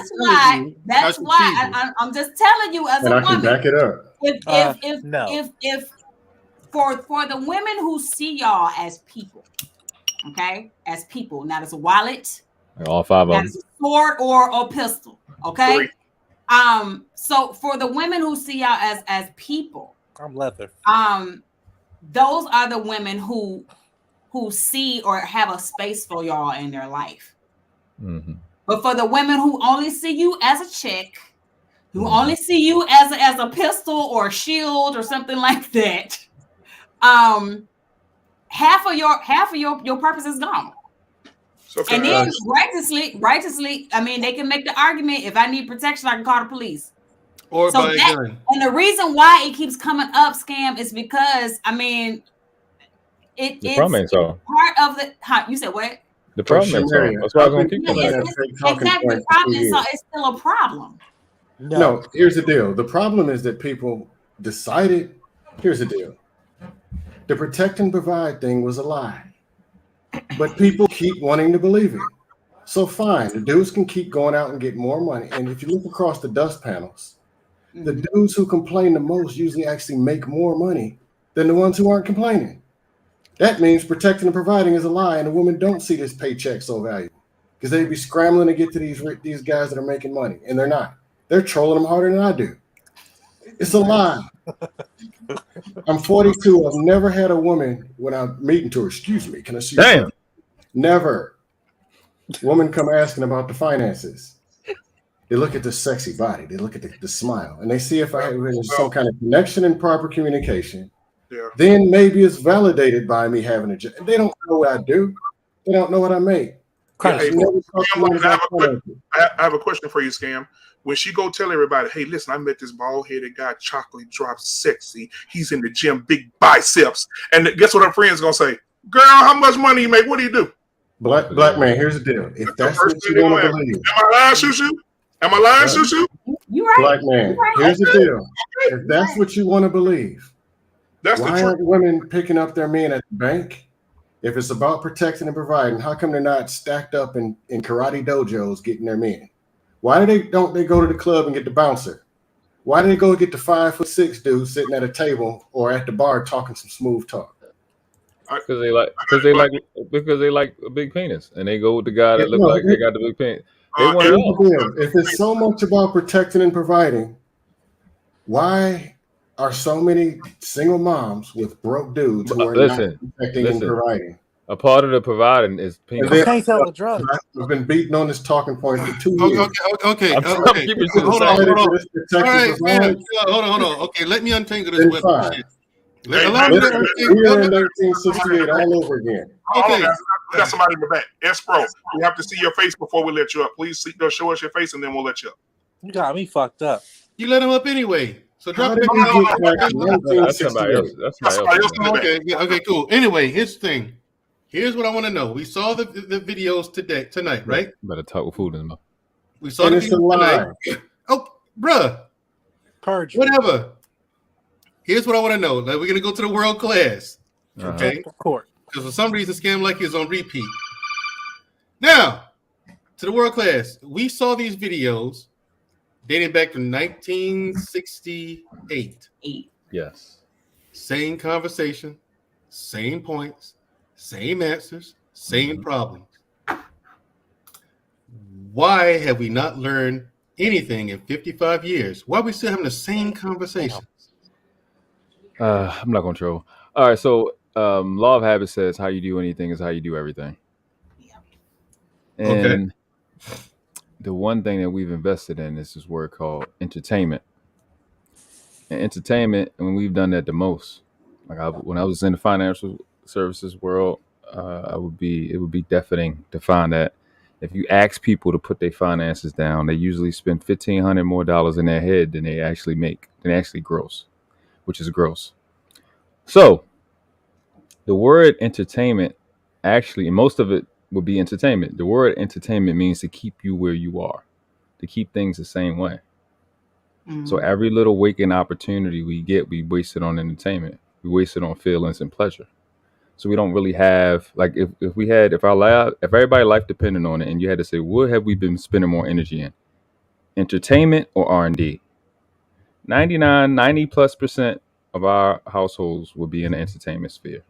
And that's really what's going on. It's not that complicated. We don't invest in progress. We don't there's no research and there's no research and development in none of these families.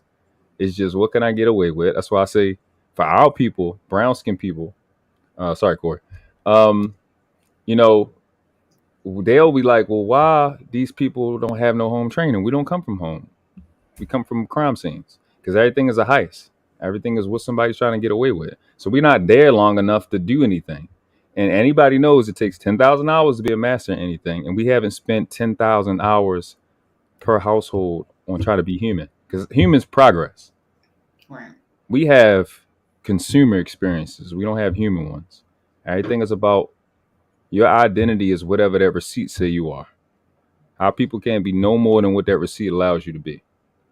So we've been busy shopping and window shopping versus being human. I don't have no punchline for it. It's just, we don't spend time trying to figure out how to be human. And when you look at our people, what we've been through it's not slavery, it's dehumanization. We keep thinking we're human just because everybody keep letting us inside stores and being on camera and on these platforms. And we're not. We haven't really done that. We kill 649 children a day. And in these whatever you call it, in these clinics. Mm-hmm. 80% of the women is overweight, 80% of that is obese, et cetera, et cetera. So we're not spending energy in the areas that allow somebody to get better. When I was 20 and I ran into my mentor, He said, I didn't believe him. He said, when you go to the library or you go to any one of these places to improve yourselves, nobody's going to be there but you. Nobody is there. Nobody is reading the books. Nobody is up to it 2, 3, 4, 5 o'clock in the morning. Nobody is doing anything to move forward ever. It's not going to happen. So we've been busy doing anything other than moving forward. So when we come to a problem, it's going to be the same conversation we had last week or last year or 10 years ago, close to a century from now, because we're not spending energy in the area that moves us forward. I don't know. I don't want to say it, but we know our people are genetically superior to everybody else. Bigger, faster, stronger. We invent the most shit. Why are we not winning? Because we don't spend enough energy in the important places. It's just that simple. Ain't nobody to blame but us. That's why I know all the conspiracy theories. I know about all of that more than the average person. It has nothing to do with that. We don't want to get up early, stay late. We don't want to miss out. We got FOMO. That's why. It's that and that's it. You get outworked by everybody because they spend a lot of energy, the little hat people, in important areas, and we don't. Yeah, and that's just that simple. Yeah. Appreciate it. Well, that was a word class. Real quick, Mandrell. Huh? Can I hop on that real quick? Yeah, but and after you, I want to get to our two new guests. Sorry, it's over to. We got two people who never. I've never even seen them in the chat before. Oh, I like to get to them first and be hospitable to them. Yeah, but go you, Dre. All then right. we're gonna get to them. You know, he made a huge point. What it is, I mean, when you talked about, when Shushu spoke about emotional intelligence earlier, one thing that one of the power that men had was the ability to be masculine, forceful, but yet have compassion and empathy, which was a power that most leaders have, the ability to assess a situation and apply what is necessary. But now what it is, when you spoke about, women are quote unquote the providers. No, what it is they feel because now that they're making money, they should jump in front of the line and be able to receive the benefits and be able to pick and choose from a field that is a lot smaller than they initially thought. A lot of times, the quality of men now are different from the quality of men when I was coming up. I grew up in the 70s, and we worked together. Everybody, it wasn't even a gender role, but we all had a purpose, and we were result driven. The problem is now is that everyone is doing it's like insanity. They're doing the same things over and over again, expecting different results, but you're not getting the results. And when someone tells you, like, hey, you're going wrong, this is how it was done, and this is the benefits that came behind it. Oh, that's old school. It ain't gonna work. This is 2023. How do you know? The problem is nobody wants to work. What it is you have a marathon and they treating it like a sprint. All right. Yeah. Everybody's been working. Everybody's busting their ass, learning the lessons as they matriculate in this place called life. Now you got folks that want to skip the line, go to the finish line, and expect to get an award, a medal for just making it there, but they haven't put in the work. And that goes into whatever field you have. And as men and women are doing the same thing. Hey, I'm this. I deserve this. No, you don't. You haven't put in the work. And the fact is, you're not going to have a functioning relationship when only one person is working in the relationship. If a woman is doing all the work and a man is collecting the benefits, it's not going to work. If a man is doing everything and a woman is sitting down collecting, it's not going to work. Each person has to have a stake in a value and some pride in the relationship. You know what I'm saying? They have to have a stake in it. Everybody got to be afraid. If I don't do my part, this is going to break down. But there's no longer that fear because everybody's living a life of abundance. I could always find somebody when I want to. But then 30 years down the line, you don't find somebody. But then as you're 60, you find somebody that wants to hold your hand. Now you're thinking your theory worked, but it didn't. You failed 30 years before your wrong thinking. Right. Men are out on the street because why? Their pride won't allow them to say, you know what? I fucked up. I made a mistake, baby. Can we work this out? Right. Or, hey, John, you broke my heart. I have not been able to move forward after you broke my heart. I need therapy. I need to figure out how to move on and stop putting what you did to me on every single man I meet and stop punishing them. At the end of the day, we all collectively as a community have to get our shit together, figure out individually what's wrong with us, fix our individual trauma, and stop following these talking points that mask whatever shit we got going on. That's the only way we're going to be able to move forward and get out of this rut that we're so comfortable being in. And that's it. Oh, that's right.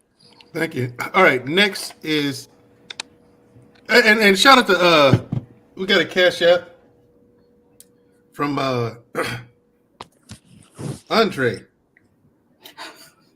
Mhm. I mean, your name's Dre. That ain't hard to put together. 1 + 1 = 2 wherever you go, man. I mean, even in China. So I'm just saying. Anyway, which one? Pass the collection plate. And give a shout out to TS too. Yeah. He gave me $20 super chat. He says, J Speed, thank you. That's right. That's right. Give him the pass the collection plate. J Speed invented the collection plate. Let me stop. Didn't he? Joey, you need to So pass the collection plate. Let's go. Give him the. Well, I guess we're not playing it. So anyway, Joseph Benjamin, thank you for coming. Thank you for joining us. My first time seeing you or meeting you at all. What's up, man? Is it? What do you have for us on the subject? It's pronounced Yusuf. Oh, Yusuf. Okay, cool. My bad. Yeah, we spoke before. Yeah, probably once or twice. Bolo. That's right. No. Yeah, I was just listening in. I don't really have anything to say right now because it seemed like it's like a lot of different talking points. So I was just hanging back listening. I really enjoyed the older gentleman from the beginning of the show. I actually wish he had longer.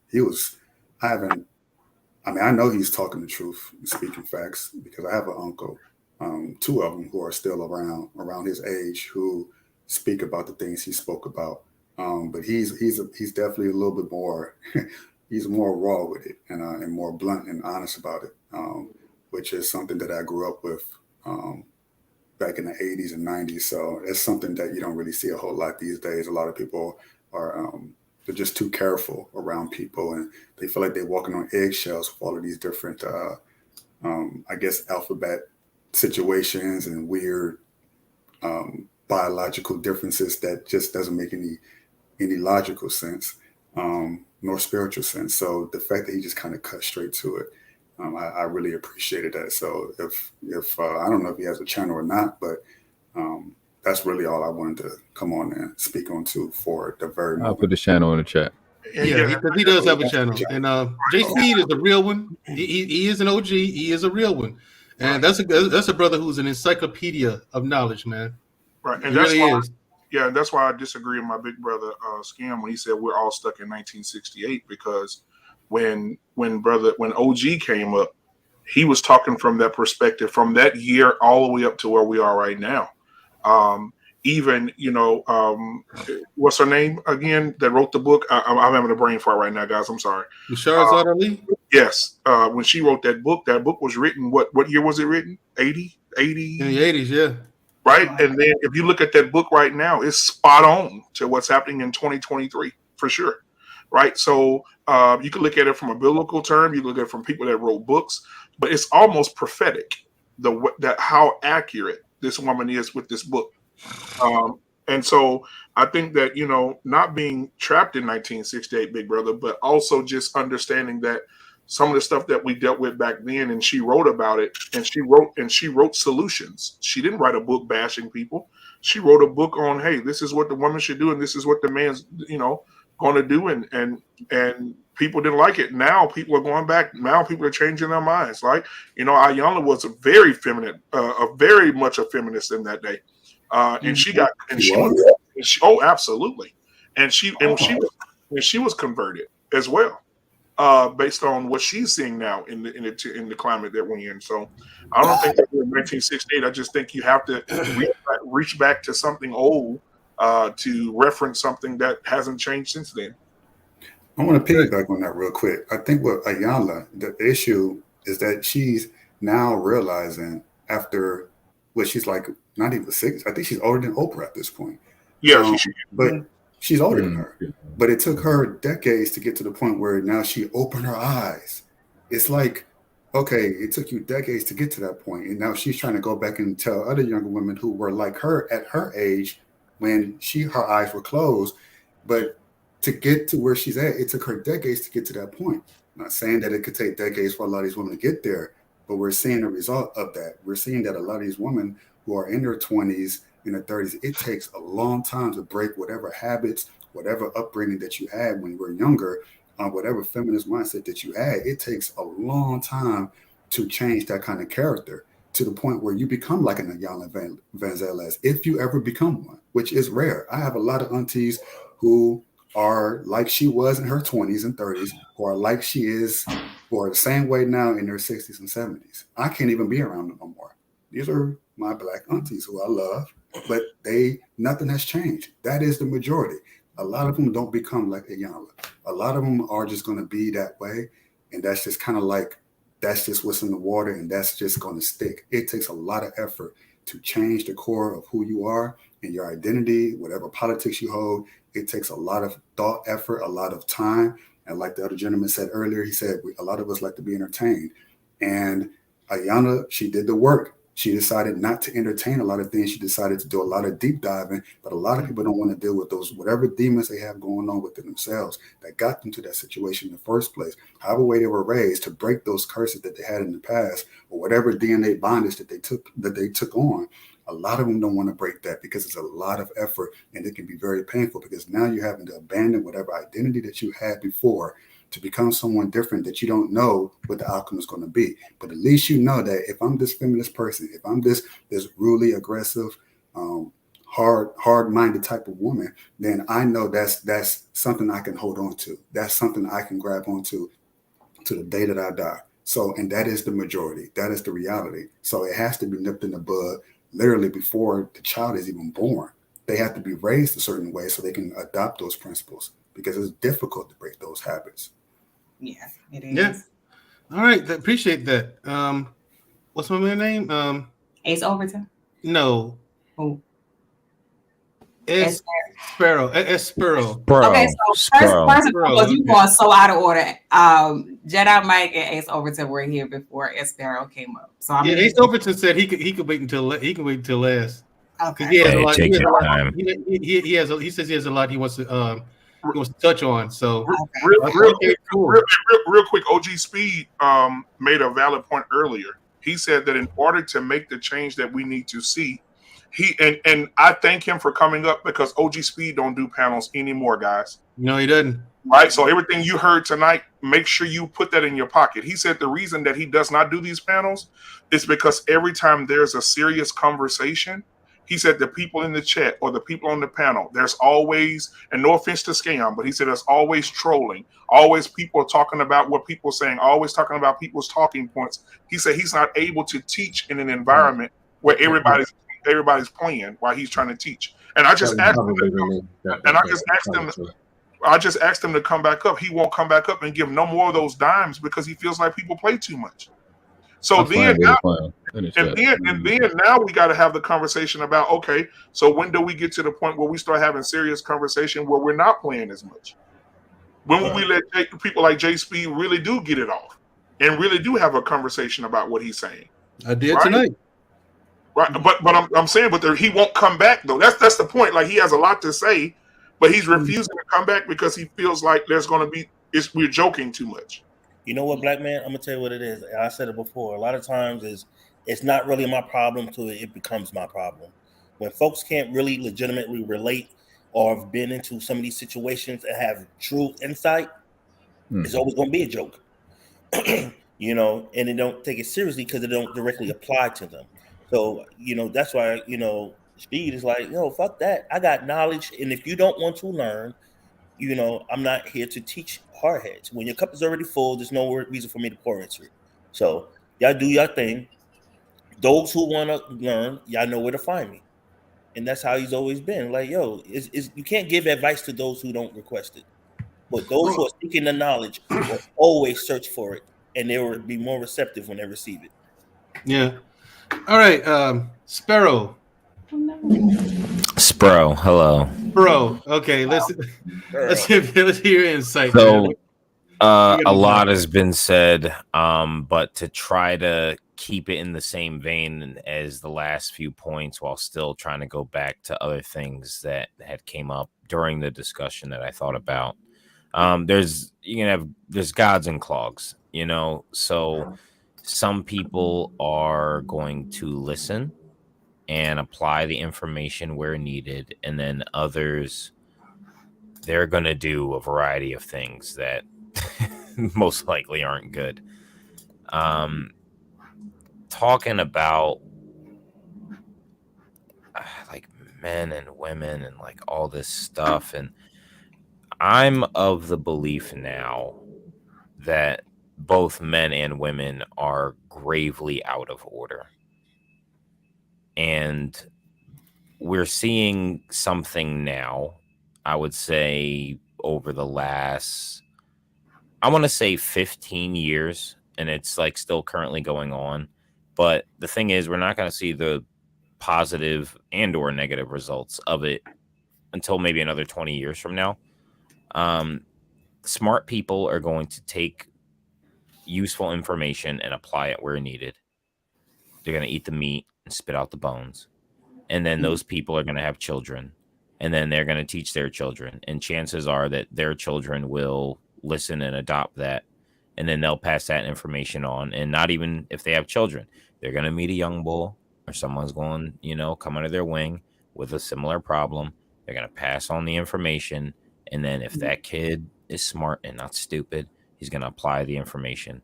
But I think getting to a point now where it's like, man, people just won't listen. The women out of order, the men out of, like, people just, everybody. I say, don't waste your breath. It's done now. There's so much content. There are OGs out here. There are people that have, seen it, been there, got the t-shirt. Just listen and apply it, and maybe be a little more, I don't want to say quieter. Quieter is not a word. Be more quiet about it. And if it comes up, talk about it. If someone asks, mention it. But other than that, everyone should shut up. Everyone's out of order. Everyone has a problem. I would appreciate that. We appreciate that, man. I agree with you. The vast majority, in my opinion, and I've said this before, I made shows where I went in on women. I made shows where I went in on men. But to answer the people what I really think, it's just like him. Both sides are out of order. Yeah.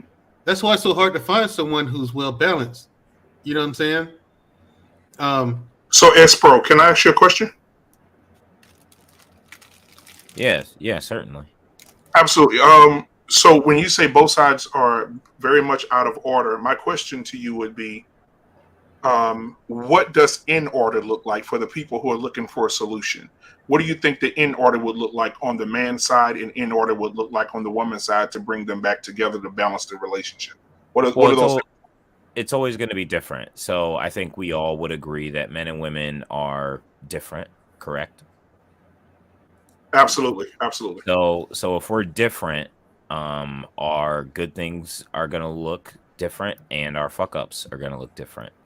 So to compare that, like, I think it gets to a place where each of us are expecting the other one to rationalize the way we do, and that's just impossible. And then you take in the way our culture is nowadays. We try to merge that with how we inherently are. Some of it's biological, and like the biological mixes with the cultural. But if you look around like the entire world, as far as the dynamics between men and women, the bare basics are the same. Our cultural differences is where it like kind of like starts to shift. And because, especially here in the West and like in the States, because our culture is the way that it is, it has a problem. It can't be, they're not symbiotic. Like they can't mix together. So it clashes, and we both look at the other side like, well, why won't this triangle peg go into the circle hole? And we're just never going to get there. So our mess ups are going to look different. So to even like, I mean, it's a barrage of things. We'd be here. That's a whole nother stream, like to talk about like, oh, what men are doing wrong and what women are doing wrong. And to be quite honest, it's getting to a point now, like, you have the conversation. It's cool once or twice, but apply the information. It's getting to a point now, especially here on the web. We're seeing it now in the Manosphere. Things are getting weird, and it's because we're running into walls, because it's like, okay, we know. Now what? And it's like, it's just blaming the other side. I've been hopping into chats in the Manosphere, and then the women. Oh my God, the divestors. Jesus Christ. And what's crazy is those broads don't realize that they sound like all the things that they say that they hate about like the opposing side or what they think is the opposing side. They sound the exact same way. It's the same rationalization. The divestors also hate the sexuality in the black community. They also hate single moms. They hate the Pookies and Ray Rays, like all the same points. It's like everyone is frustrated about the same thing, but because we're expecting the other side to rationalize the way that we do, and our culture is so jacked up, we're bumping heads, and it's never going to get fixed. The best thing that you can do is apply the information where it needs be. So like, we know what like a woman who's out of order is like, right? Avoid them. Just get with the ones that aren't. And it's easier said than done. And like, I get what people say when they bring up their experiences, and like those need to be taken into account. But like, it gets to a point where it's like, okay, like we get it. Oh, the women are out of order. The women are out of order. Blah, blah, blah. But how long are they aren't? How long are they aren't? What? Yeah, how long are they aren't? You said just get with the women that aren't. How long? That's when the problem are. They aren't out of order. Exactly. There are women, contrary to popular belief, there are women that are out of there that aren't. I gave you that. Of order. I gave you that. So I asked you, how long are they going to be in order? Because that becomes a problem. How long are they going to be in order? Jesus Christ! Like some people are going to do smart things, and some people are going to do dumb things.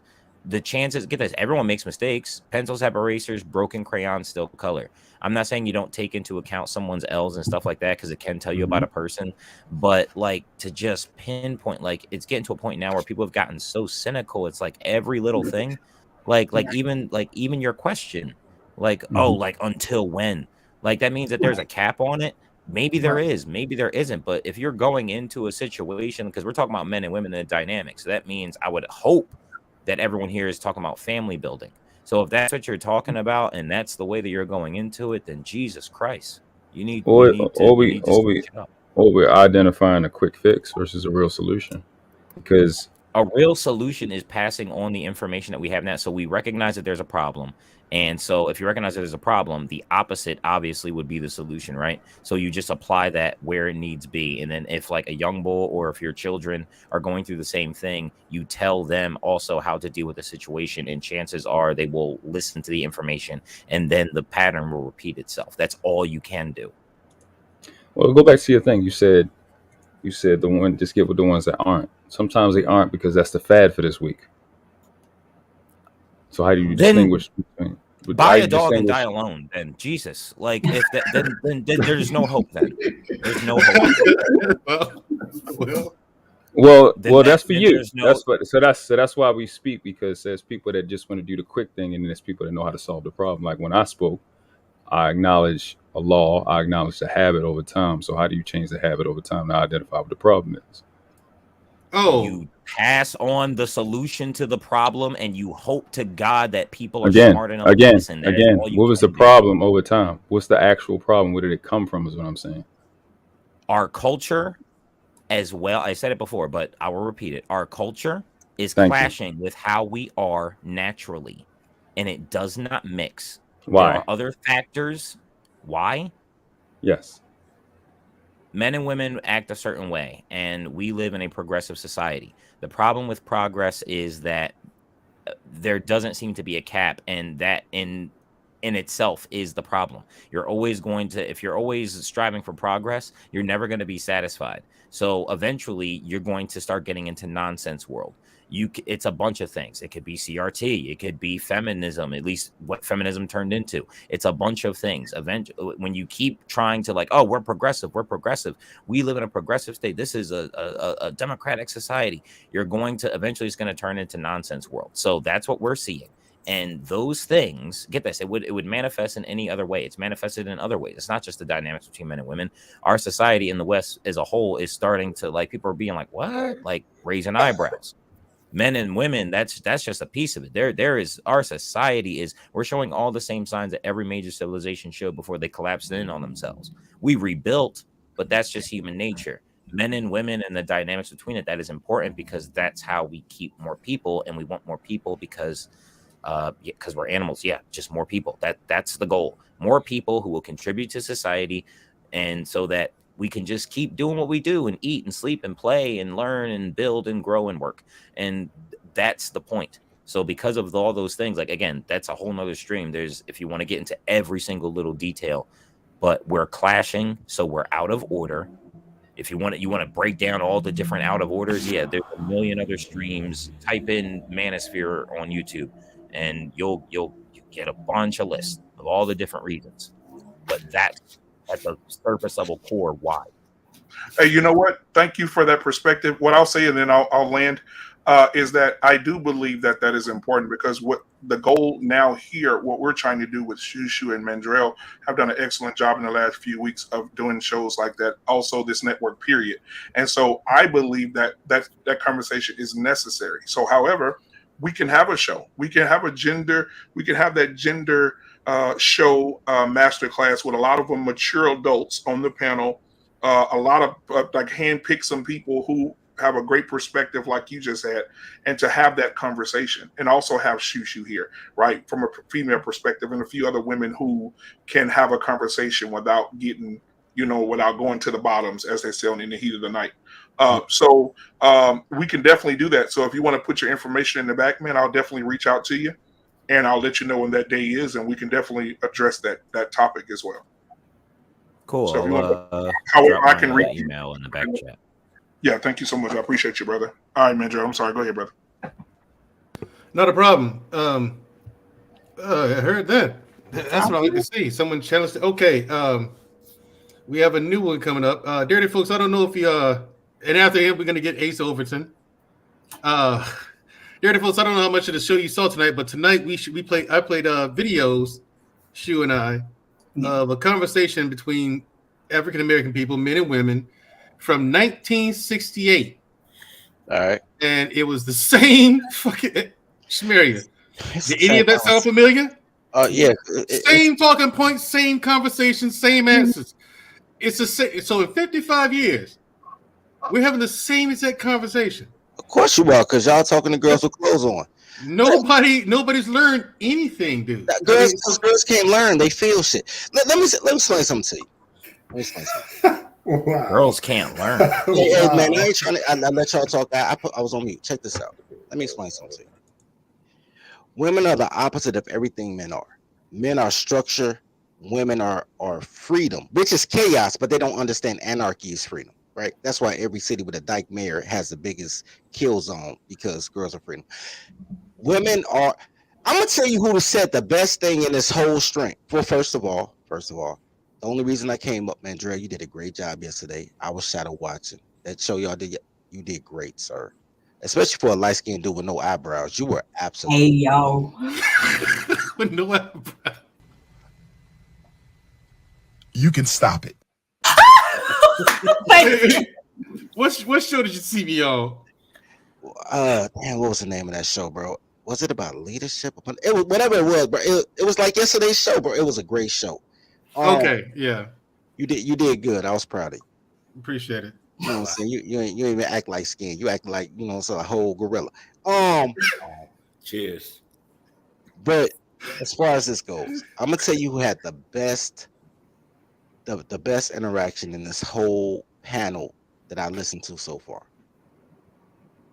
Shushu. Shushu said the most important thing that every man overlooked.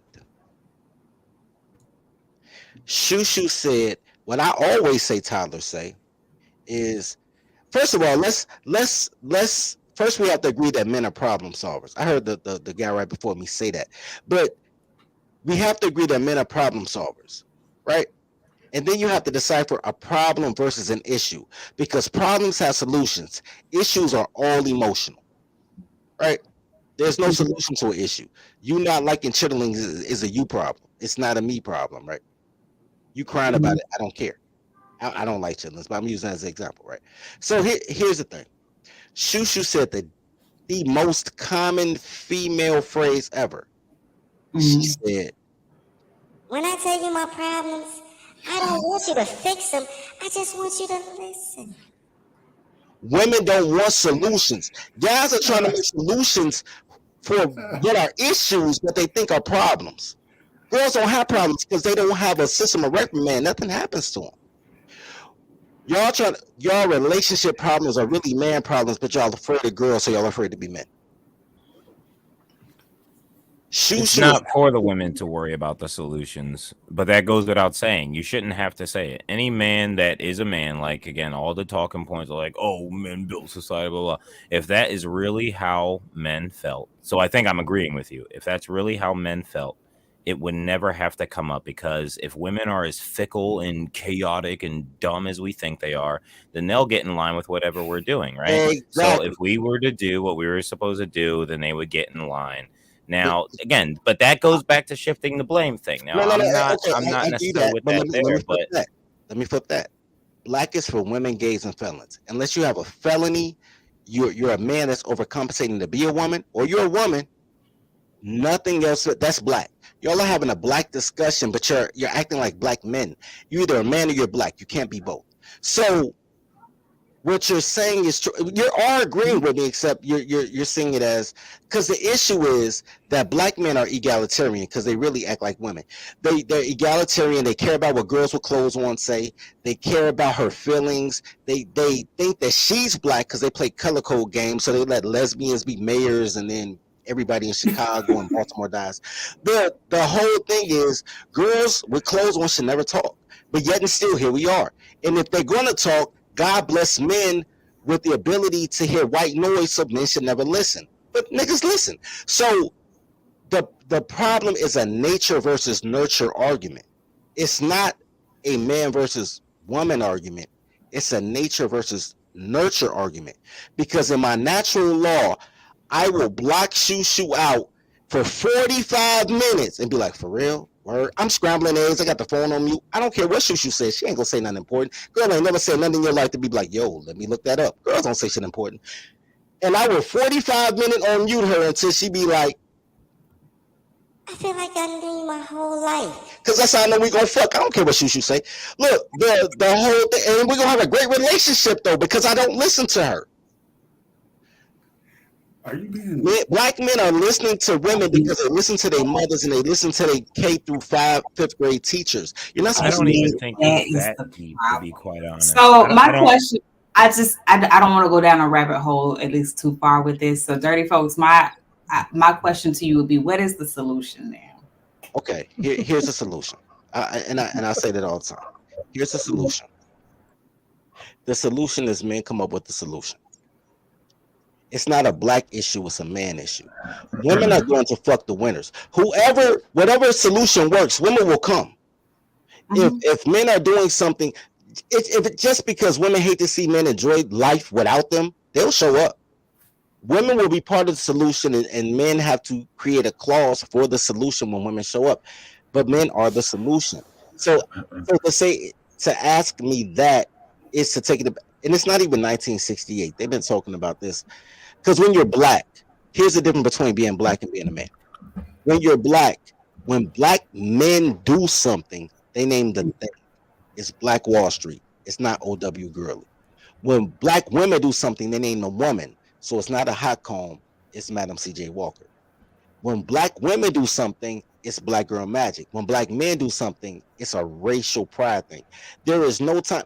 The whole antithesis of being black is to be marginalized and minimized by your women, because black men are egalitarian. They have never once accepted they just better than girls if girls got clothes on. Girls are awesome naked, but with clothes on, like, for real.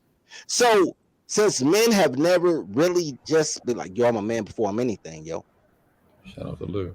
The solution is men being men before they anything, and then the women will sleep with the winners. And that's not even a black thing. That's any ethnic group.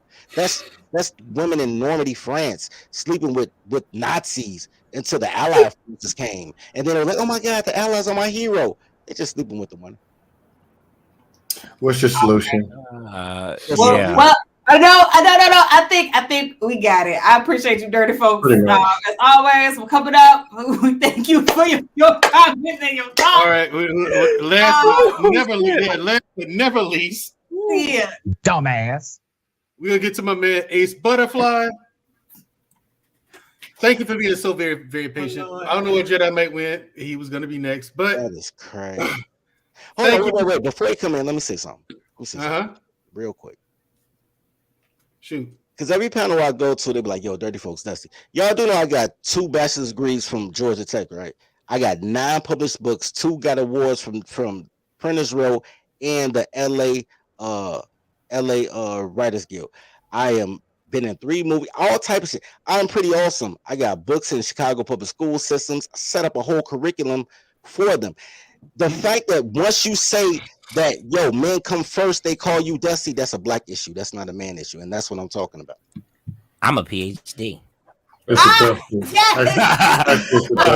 sorry, dude. That's all love.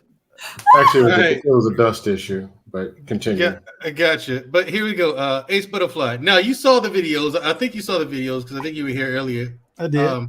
Did you see all of them? I did. Okay, yeah. Now, like I said, it's a conversation from 1968.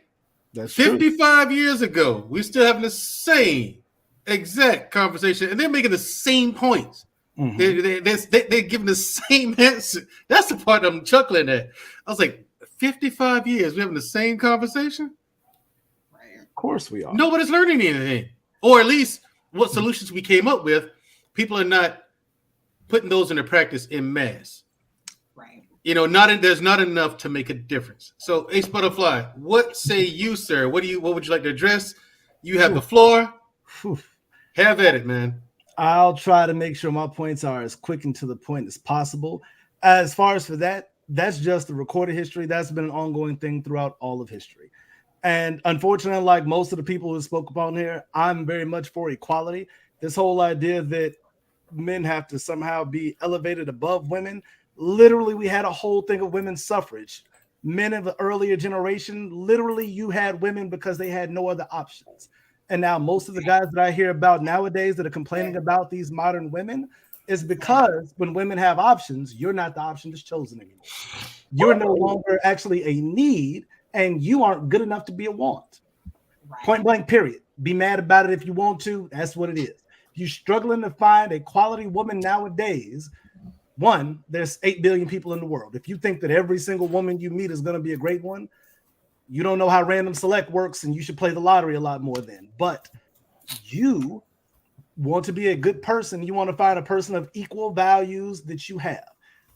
That should be your whole goal in life. If you want to get married and have 15,000 children, beautiful. Find a woman that wants to have 15,000 children and be pregnant for 20 years. If you want to simply be an entrepreneur and start up a business, find a like-minded partner that wants to do that. Plain and simple. If you don't want any of those things, you want to run the streets all night, find like-minded people that want to run the streets every night. Life is too uncomplicated for you to be worried about how you can try to elevate the entire society. No person among us is going to do that. Think of the greatest people in our entire history. None of them single-handedly raised the society. And we have more access to more information and more capability to reach people. This will be out here forever on the internet and be able to reach people for untold number of years. You can't change people that don't want to change.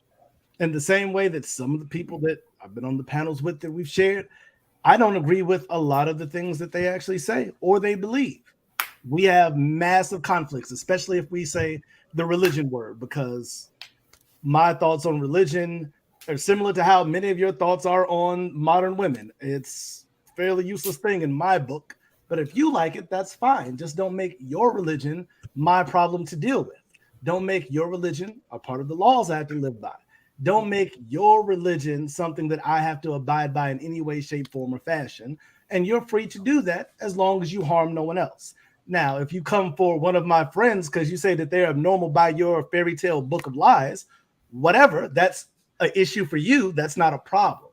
As a gentleman said earlier, that's an issue versus a problem. You deal with your issue because it's not an actual problem. Okay, so addressed all of that. As far as some of the things earlier, I don't agree with the fairly misogynistic ass way that we think that things were better back in the day. It's about as black hat MAGA as you could be with it. It's things weren't better back then. And I speak from a position of I was born in 84. My mother was born in 48.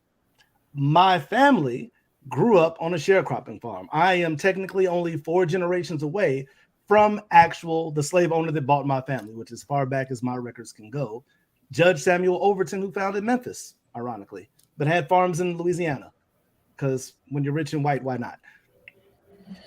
All of these ideas and things are just generational things. People from older generations want to have back that old way of women being in the home and being men getting to be the leader, because back then you didn't get to have a choice. As a woman, you didn't have a male partner. You couldn't open bank accounts. You couldn't own property. You couldn't ever vote.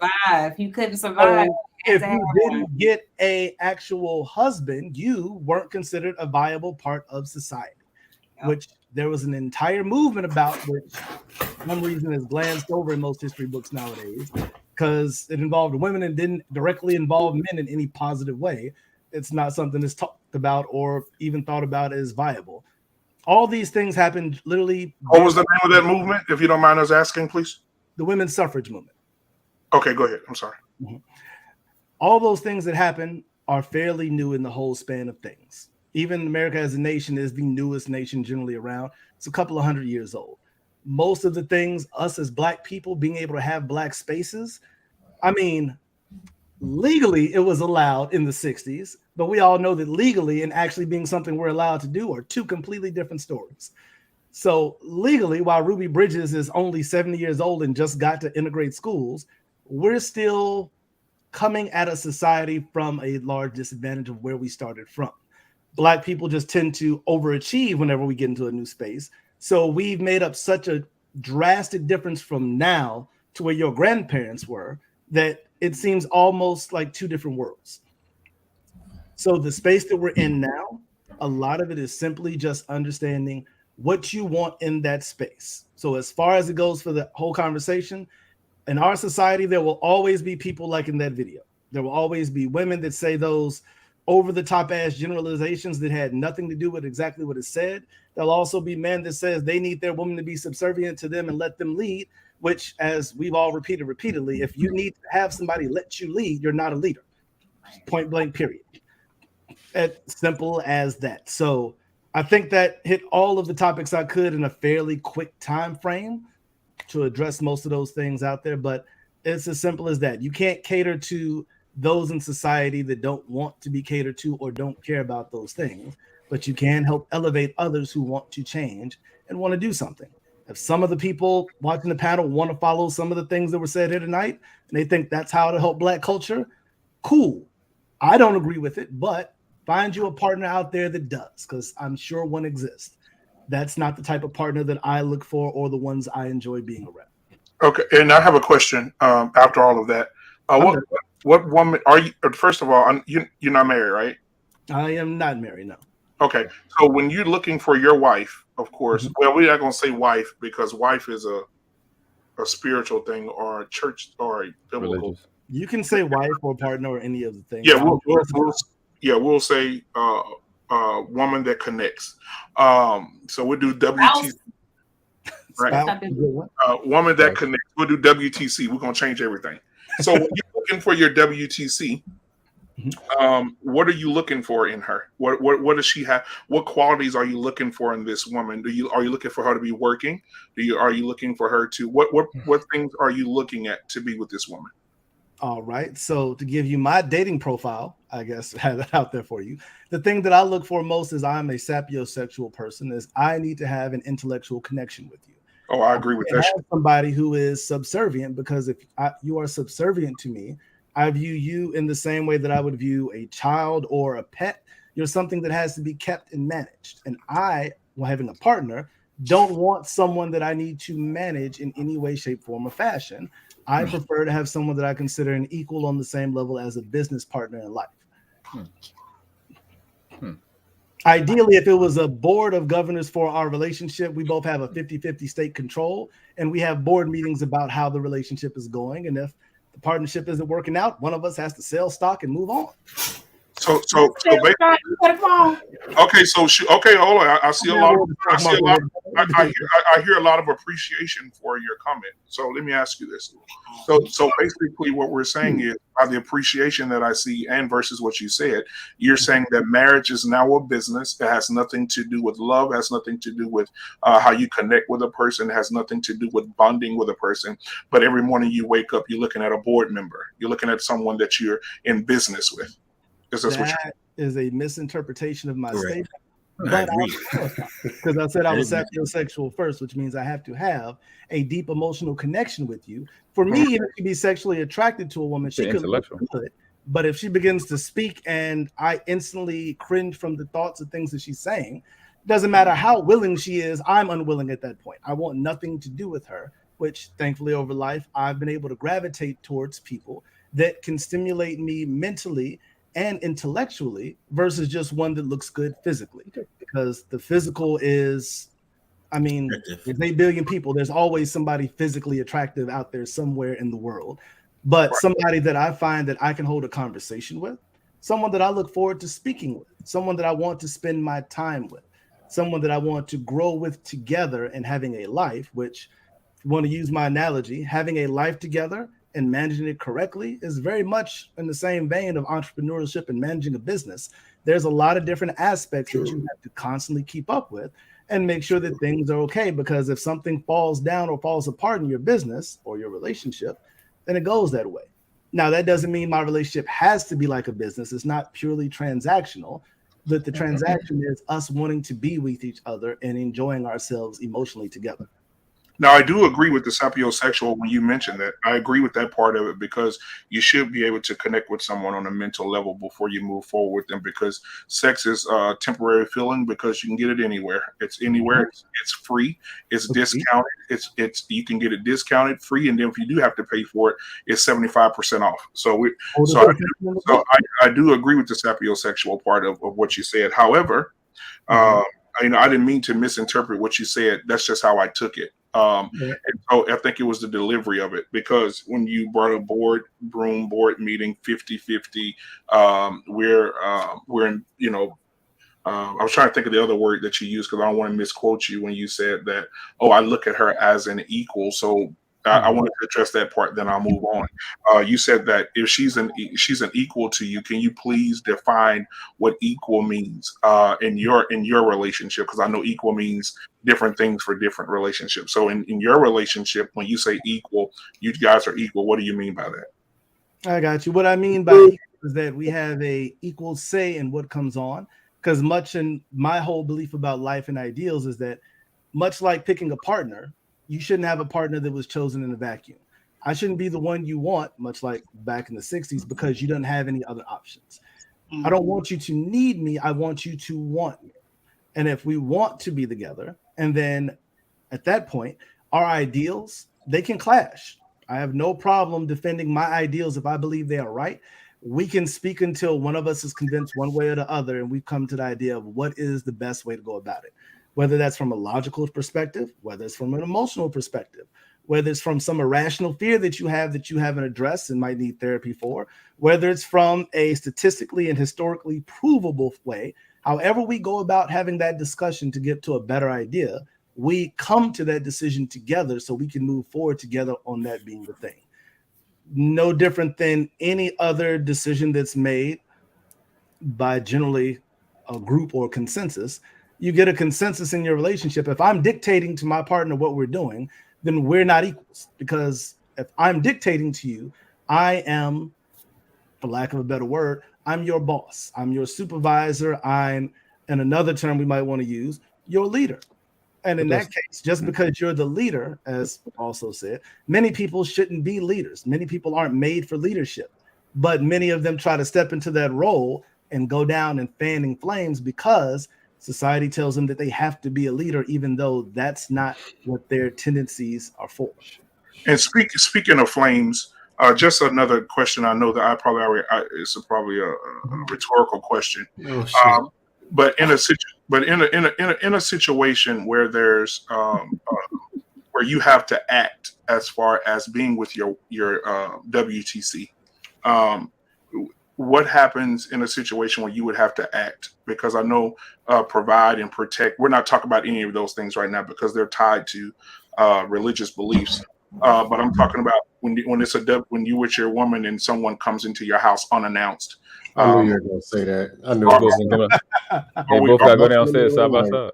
Are we looking to equally go down the stairs, or will it be you? Never fails. What you're trying to say is, would I cowardly hide behind my woman to protect me? No, y'all can be side by side. No, I didn't. No, I'm not going to call. I'm not going to say. I'm asking a genuine question seriously. Like, I'm not saying you're going to cower or anything like that. I'm not doing disrespect as a man. I'm just asking the question because your perspective is different than most men. So I'm asking your perspective on that.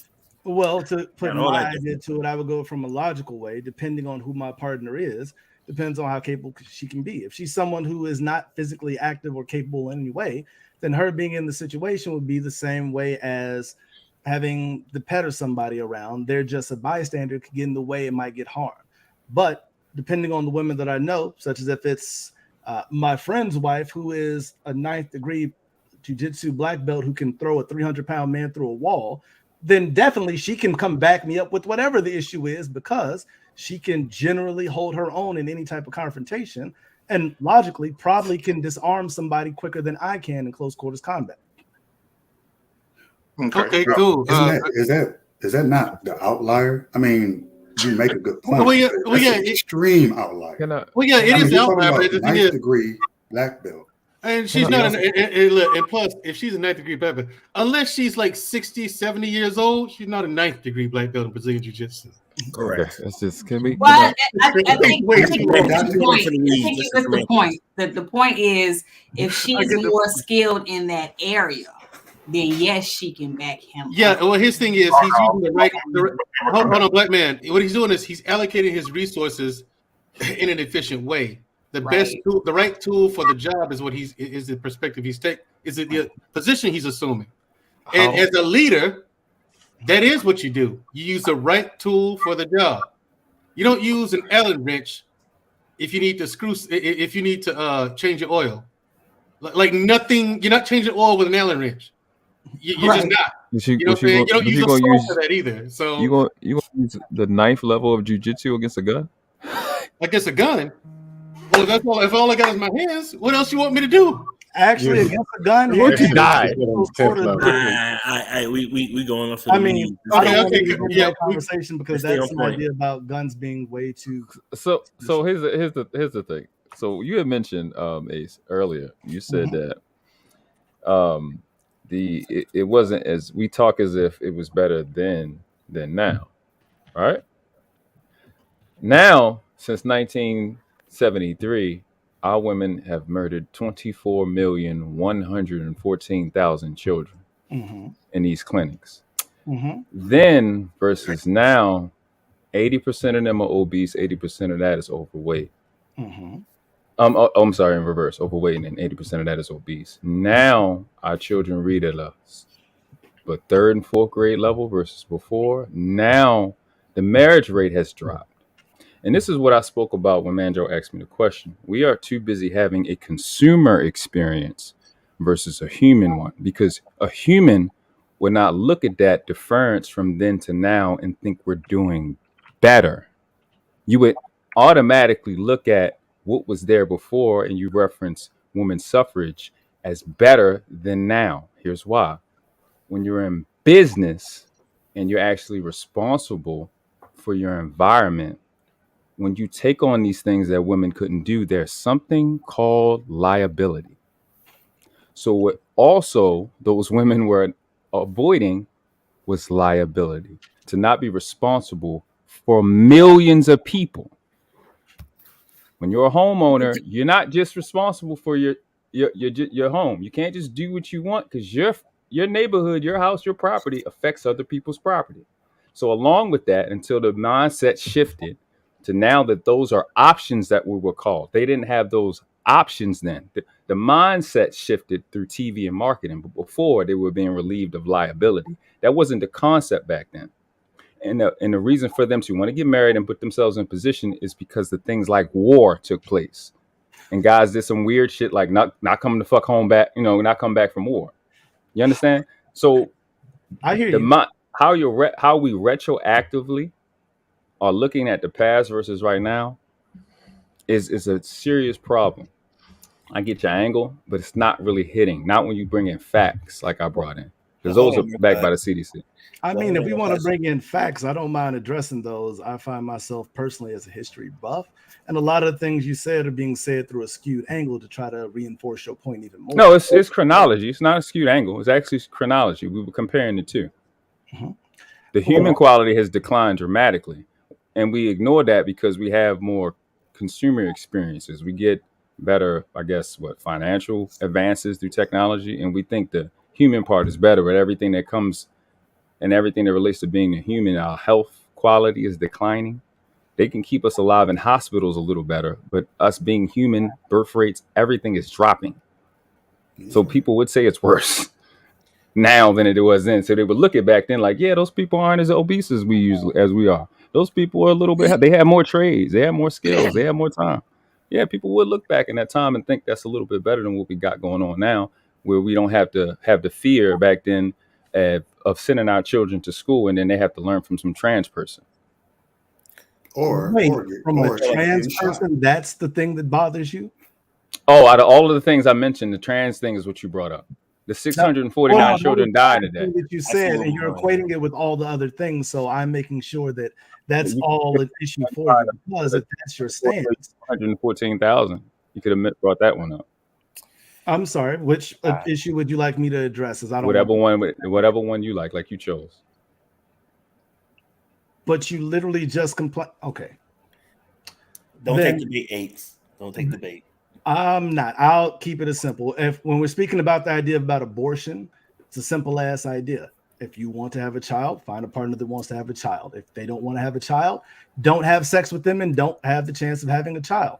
Simple as fact as that. If you're upset that people are dying, don't worry. The world is technically still grossly coming to overpopulated. Only recently has the birth rate even remotely declined for America, but it's being overwhelmed by the rest of the world in mass. So don't worry about it. There will be plenty of people, as we'll eclipse 8 billion people by generally the end of the decade, and are rapidly still going to be approaching 9 million after that by 2050. So there'll still be plenty of people, and there are plenty of people, I'm sure everybody here knows people that have multiple children and are even great fathers and parents, like Black Man Unfiltered, from everything I've heard, is a great father to all of his children, which is lovely. Many people love to have multiple children. I know somebody that wants to have 6. It's not my vibe because I don't want 6. 1 was more than enough for me, and we do great. So if that's what they want, that's what they want. If people don't want to have children, personally, I find nothing worse than a parent who's forced to be a parent that doesn't want to be one. I think that's one of the worst things you can ever put a child through. It's almost irreversible damage to that life, because when you become a parent, that child's life is your responsibility to take care of until it can take care of itself. To address some of the other things you said, if it goes as far as for transgender people, they've always existed. We spoke about this previously, but for some reason people think that they're new, maybe because you see it more in society now. It's the same thing that people had a whole issue with left-handed people. They didn't just suddenly exist. They always existed. My mother was actually left-handed, but in her day, they literally forced her in her day in school. They tied her left hand and forced her to write with her right hand, because it was wrong to use your left hand, because that was the thought. That was the logic at the time, because clearly that was the devil or something making them use their left hand. Couldn't be just the way that her brain naturally was born and made her tendency to do that. So they smacked her hand, they slammed it, they tied it up, all those things, to where she now naturally uses her right hand more, because it's her trauma response. It wasn't what was naturally done. But nowadays we have things that are made for left-handed people because somebody along the way kind of realized, like, oh, maybe it's stupid as shit to think that left-handed people aren't just born that way and we can accommodate them as simply as we can the rest of the majority. Transgender people are no different. Throughout all recorded history and before, there have been transgender people referred to through every culture, major culture throughout the world, from the Greeks, the Romans, Native Americans as two spirits, gender fluidity. Literally, Loki is a god that's gender fluid and gave birth to multiple terrible creatures. in their Norse mythology. So and having one of those transgenders do pole dancing in front of children, that's proper compensation and equivalent to teaching left-handedness. Having them pole dance. We're going somewhere else, world class. Okay, well, we're going in a completely different direction. I mean, he brought up. Hold on 1 second. He brought up. But wait a minute. He brought up left-handed, as if being left-handed is going to affect how you reproduce. When our child, and I mentioned back in the day, and that's what I brought it up for. Back in the day, they didn't have to worry about sending your child to school to learn from a trans person that can't produce the child that has to learn from them based off their own foundation. So being left-handed is not going to fuck up whether you can have a child or not. Can't have children, shouldn't be teaching children in school. A person that says that they're trans and their partner, those two people can't make a baby, is what I'm saying. Okay, so they equate that with left-handedness. If you're left-handed, you right-handed. You know what? If you don't have any hands and you still got a dick in the pussy, you can still make a baby. Okay, so equate that is cute, but I'm still present. Women who literally can't have children, because I know many such women in my life through their no fault of their own, were simply born with the inability to have a child and carried in the womb. Sadly, due to many angel babies that they've tried and just medically, their body will not allow them to. So those women are, from your whole stance on ideology, banned from ever teaching children anything because they're incapable of having a child. My question, actually, that has nothing to do with what I'm saying, but I got you. Let me help you out real quick. When have they made it a point to put barren women in a school and make children learn from them? It's my point. You keep trying to get around the fact that I'm saying back in the day, they didn't have to worry about their child their child having to learn from a trans person. So it's not whether they can have babies or not. You're trying to make a trans argument. I'm not making a trans argument. I'm talking the difference between now and then. So, but still, to crush your point, to make it mute, they're not forcing children to learn from barren women. So we're talking about the change in times, if you can keep with that. Okay, so you're saying a transgender person teaching is the issue, that kids are being forced to have to learn from teachers who are transgender. I said that 3 times. Not teachers, just special guests.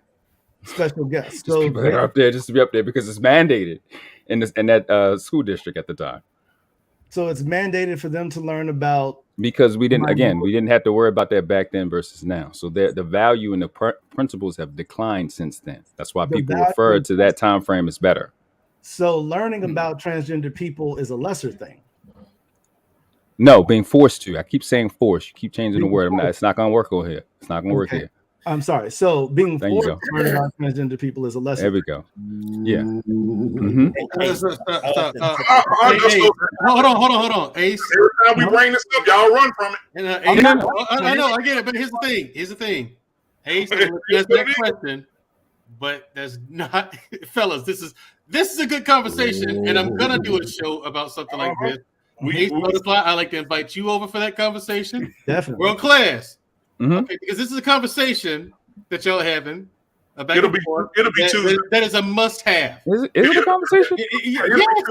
It'll be Tuesday. It is a must-have. So I'll let you have that conversation. I just feel like I'm dragging out the corpse through the dirt road right now. But we can keep it going. Ace, if you like to respond or answer his question, cakewalk. Yeah. Oh, don't worry. I deal with many people like this in my professional world that think that they know what they're talking about, and they feel very confident. No, you don't. So I know I'm very. You're gonna learn pretty quickly. The audience know who I am. You're about to learn very quickly. Go ahead with your rebuttal. Give the chance to respond. But yes, does he have the chance? When it comes to learning about any minority, I have zero issue with you being forced as a child to learn about them. But here's a simple thing. If you don't want your child to learn about transgender people for whatever backwards ass ideals that you might hold, wow, a different area and take them elsewhere. Oh, backwards ass ideals. The same way that white people who don't want their children to have to learn about CRT and about Black history. Oh, you think it's about? Also, you think trans people are a race? You said minority. Do you know what that means in law? By law, yes. Where you got it from? Are we going to talk about legality? Huh? So I have 2 people talking at a time. I don't know who talking. Jerry, you talking? Go ahead. Yeah, what I was saying was like it's starting to get confrontational, more or less of a dialogue between two It happens. ideologies. Worst things have happened. I think we're gonna be fine. I understand that. Yeah.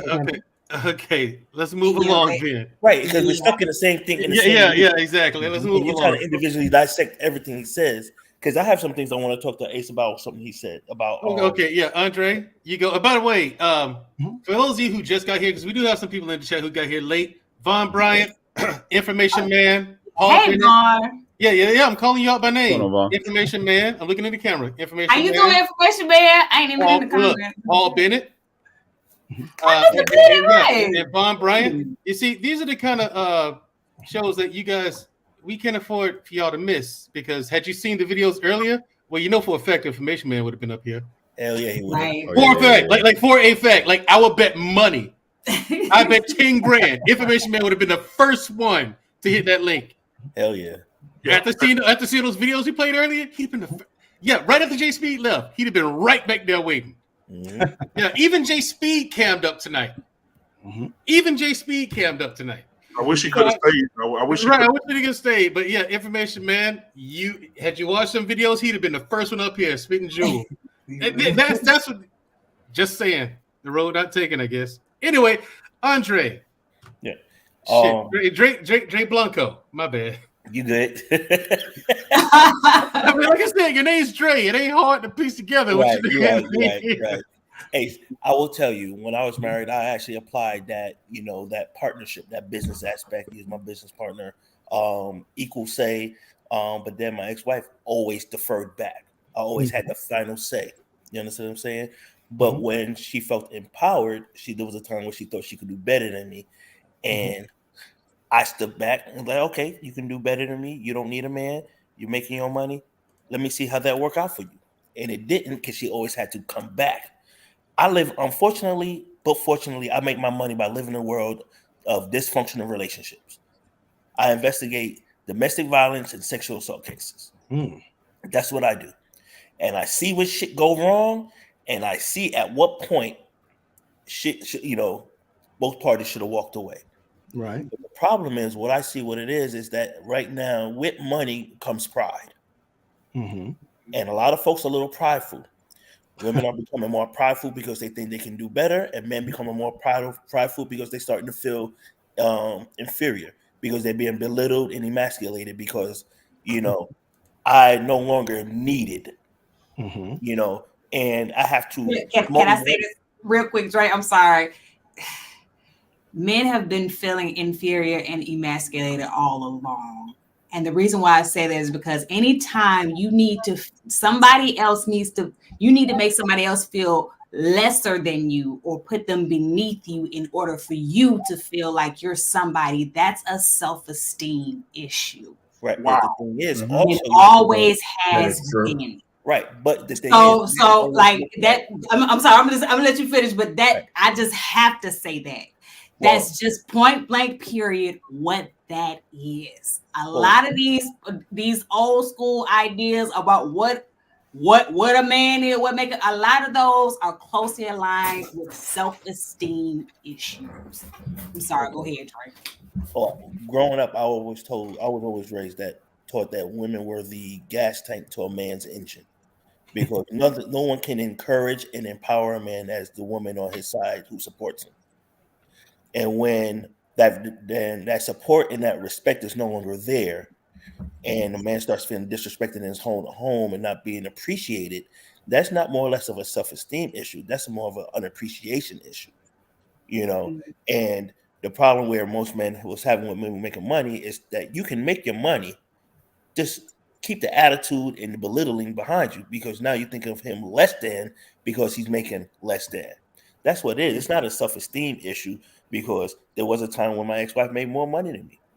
And when it lasts long, but that's the thing, right? You weren't trying to make her feel beneath you. No, because you didn't have a self-esteem issue. My point is, you have a lot of men who, in order to feel like they're a man, their woman has to be beneath them. And what does that look like, Shushu?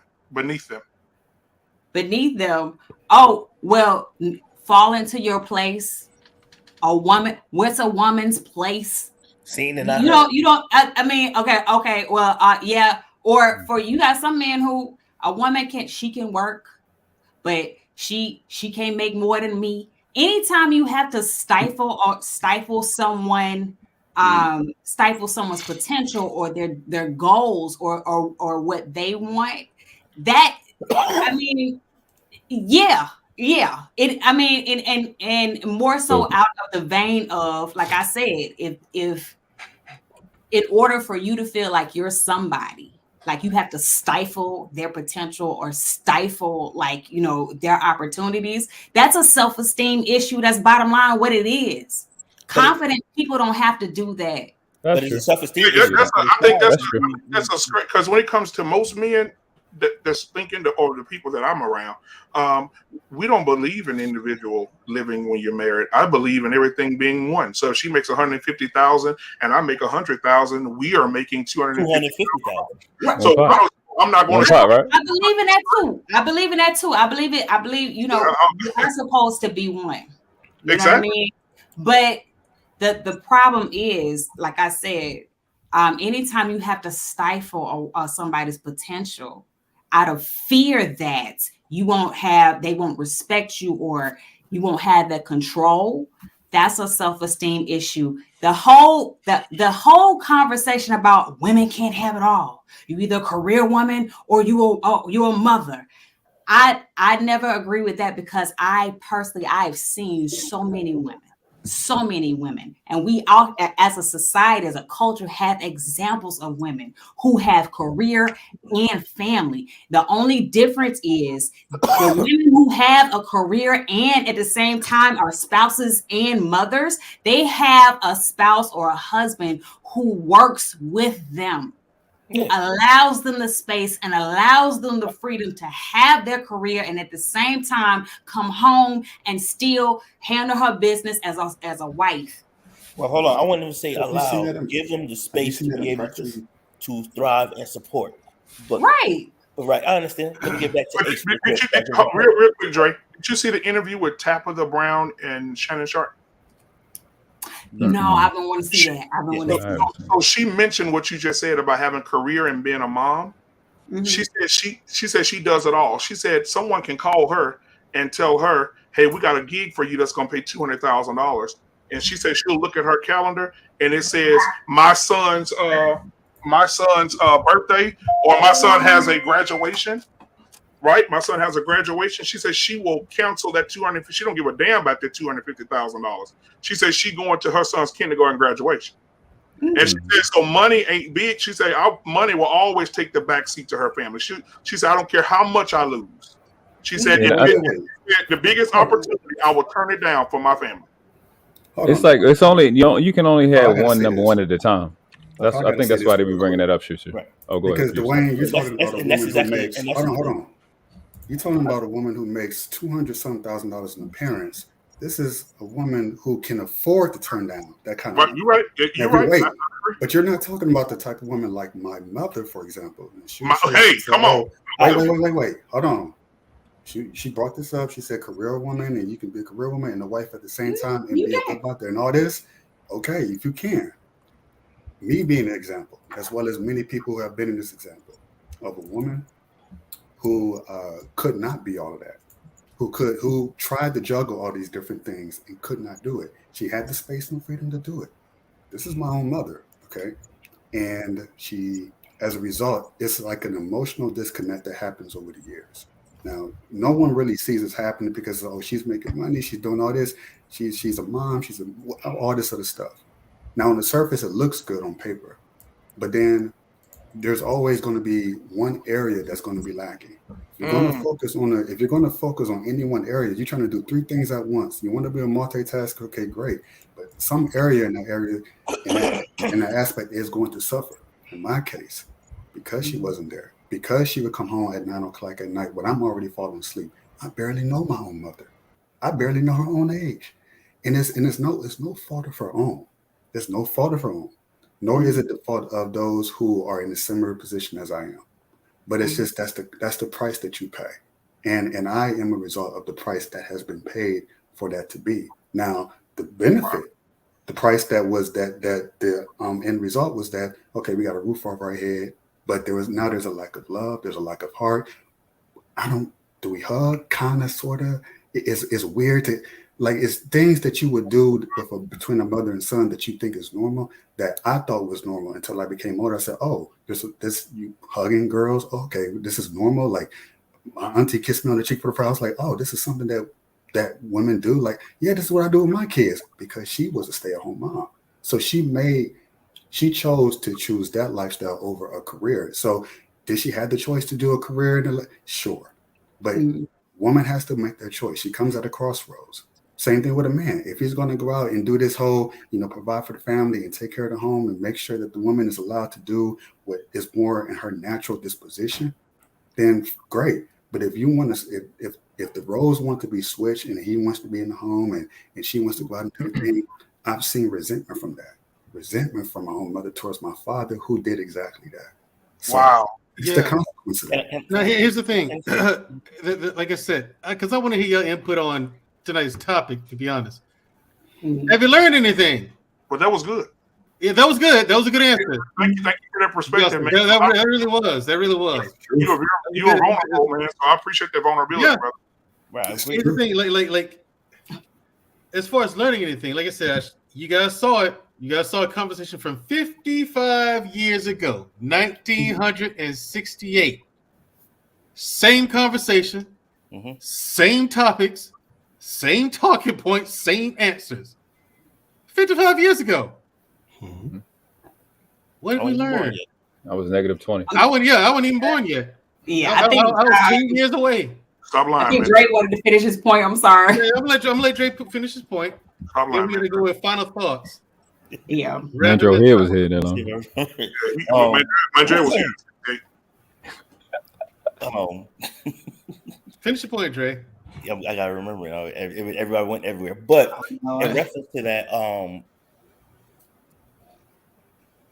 everybody's household dynamics is completely different. Yes. Right. And the problem is that the talking points is that everybody thinks that what works in one house works in all. And we put everybody in a box. The exception has never been the rule. Just like there are parts of your statement and what you said about a relationship and what you look for. I can sign up with a lot of that. I don't have a problem if my woman is say a celebrity taking a step. This is her thing. I don't need to be in the limelight. I got my own thing going on. My job is to support. When my ex was making her money, I was support, but I was trying to show her how to make more. And then, her making more money only lasted for like 8 months. Then after that, I tripled what she was making. But the problem is that where a lot of folks are identified by their bank account opposed to their character. I'm more than how much I make. And I never, as Shushu said, I never put my woman down. And unfortunately, because I see what dysfunctional relationship look like, I try not to bring that into my home. But then again, the nature of my job kind of ruined my marriage because I was never home. And I'm seeing the worst of the worst. And what you have to understand is that each individual have to have their stuff together. And unfortunately, shit changed. Men are not as changeable as women. They're not as mutable as women. Women, their personalities, their feelings, what they like change from day to day. Men are structured and wear straight arrows. But a lot of times we don't have the ability to adapt to the change in emotions that a woman will go through. And we're trying to figure out why. Oh, well, we agreed on this, but that's what we agreed on 5 years ago. It may not apply now. And women have to understand that we are structured. So you can't one day throw it on us thinking that we're going to jump on it. You have to hey, remember that conversation we had 5 years ago? It worked for us then. Do you think we should revisit it to see what we can add or take away to be able to function with the changing of society, the financial structure of this household, the new money we coming in, how to reinvest? These are things, and this is where the woman's input comes in to be able to, help push the family forward. Because I don't make any decisions for my household without involving everybody. If it affects my daughters. If my daughter's in school, when she was in college, I called her, hey, I put her on three-way. Hey, a big financial decision is about to be made that may affect you in school. You need to be able to hear this because I want to hear how you feel about it. Hey, we may possibly be buying a new house, put you in a new school district. I'm sitting down and having a conversation with my 10-year-old because it affects her. And the fact of the matter is, a lot of times where the conversation comes in and what Shushu's talking about is like, I'm the man, I make the final decision, I don't care. I got a job paying $5 more an hour, so we're going to move across the country. And you're ruining your household. I think with Mandrell asking the question, what have we learned? We haven't learned the fucking thing because we're making the same mistakes and going down the same path that they was doing in 1968. And I was born in the 70s. You know what I'm saying? The early 70s, where things were changing. We are the last, my generation X, the last generation to see what a two-parent household looks like. To be able to have a father in a household. So I paid it a concerted effort to whatever going on in my household, I was always there for my daughters. I didn't have any children that I didn't want. You know what I'm saying? And we're not responsible anymore because we have the sexual liberation. I can do what I want. My body, my choice. My money, my choice. We have all this shit going on that's separating us even further, but nobody taking responsibility, accountability for the bad decisions that they're making. It's everybody else's fault, but nobody want to look in the mirror. So even though you're structuring your belief of what you're looking for is right, but unfortunately, some folks will listen to that and will take it and run with it, but won't have the nuances and the ideas to make it work and be able to compromise with their partner to be able to have a functional relationship in their household, whether it's a boyfriend, whether it's a husband or a wife. And that's just what it is. We are not, I won't even say emotionally intelligent. We're not ethically intelligent enough to be able to apply what's necessary to move our personal lives forward without incorporating social media and everybody else in this world and having them dictate how we live our lives when it's our homes. And that's the problem. Dre, can I share something with you? Go ahead. Last year, around this time on YouTube, I had a conversation, and I probably think the second month of this year, we revisited it, the conversation. And the conversation was, I brought up how my loving sister, and I told the story about my sister having 3 children, 3 baby daddies. I remember that. And how disappointing it was for her to do that to, well, my mom was very disappointed because she wasn't raised that way, of course. I was disappointed because I put her up on game years before she had her first one. And then let me share something with you. I wasn't going to say anything because it really, really had me highly, highly upset.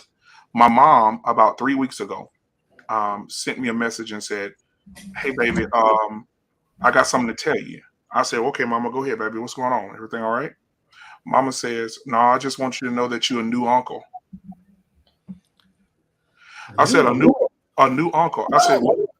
She sent me a picture of my sister with baby number 4 and baby daddy number 4. Shit. So my sister, right? My sister has been pregnant. She got pregnant, then had a whole nother kid. I haven't talked to her because I forgave her for the last one. I said, okay, I'm going to talk to her. I'm not going to hold no grudges. I'm just going to try to help her as much as I can. Right? She called me for money, called me to help her with her rent, called me to help her with car insurance. Me and my wife said, okay, we'll put some money to the side, add her to the budget, help her out so she won't get kicked out on the street. And this is because she's making bad choices. None of these fathers are in these children's lives. Shit. So now she's on baby daddy number 4, just had another baby. My mom sent me pictures of her and holding the baby. And now my sister is in another situation. I know she makes bad choices. This man is not going to stay around. He's not. And so the choices that she's making, she came from good stock because I'm married, my brother's married, my other sisters are married. Out of the whole family, all of the children, she is the one who wants to be married, wants to live the married life, wants to be wants a husband, but is giving him everything before she even becomes one. So now I'm highly pissed off. I'm at the highest level of pissivity at this point. And I haven't said anything to her. I haven't seen the baby. I just left her Sunday because my aunt passed away. I didn't even speak to her. I couldn't bear to look in her face. So when it comes to those points, when we're talking about what have we learned, and this is I'm not going to say anything after this, Mandrell.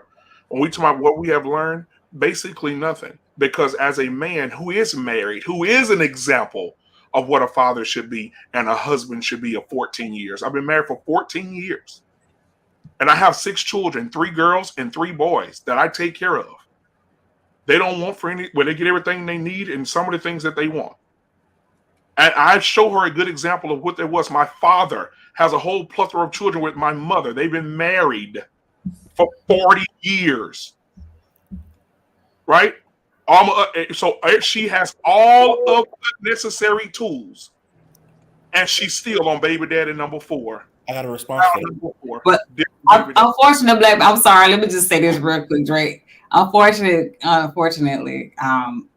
every family got a black sheep. Right. Every family got a black sheep. Like everybody got somebody that just is like totally different than everybody else. That make choices just totally different. Yeah, but I understand that part. The part that I was going to close with is this part right here. You making these decisions, but everybody else have to pay for it. And she knows that if she called me for help for one of the children, she know I'm going to help her because she know I love them babies. And that's why she keep making the same mistake. That's why she keep making the same mistake right there. But right, she knows somebody going to bail her out.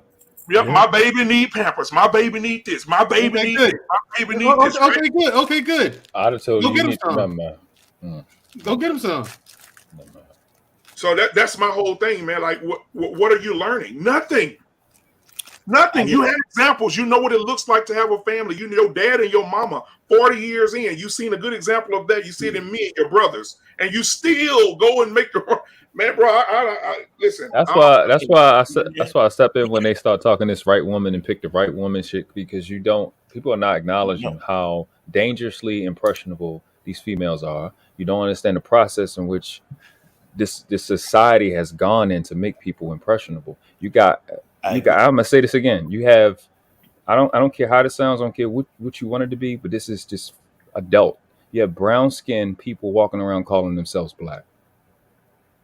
we have a habit of undermining our intelligence, and there are people at the bottom, bottom 20%, that are going to have an exponential drop lower than everybody else. And the problem with that is they fuck a lot, and they're going to make a lot of babies, and they infect their environment.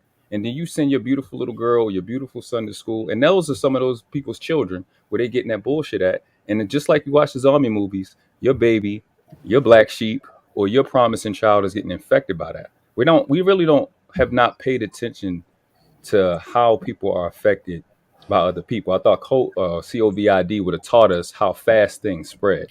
Ideas spread faster than everything. Thought moves at 1 billion miles per second. And I'm listening to BMU. I'm like, damn, we got the same system. We got the same system.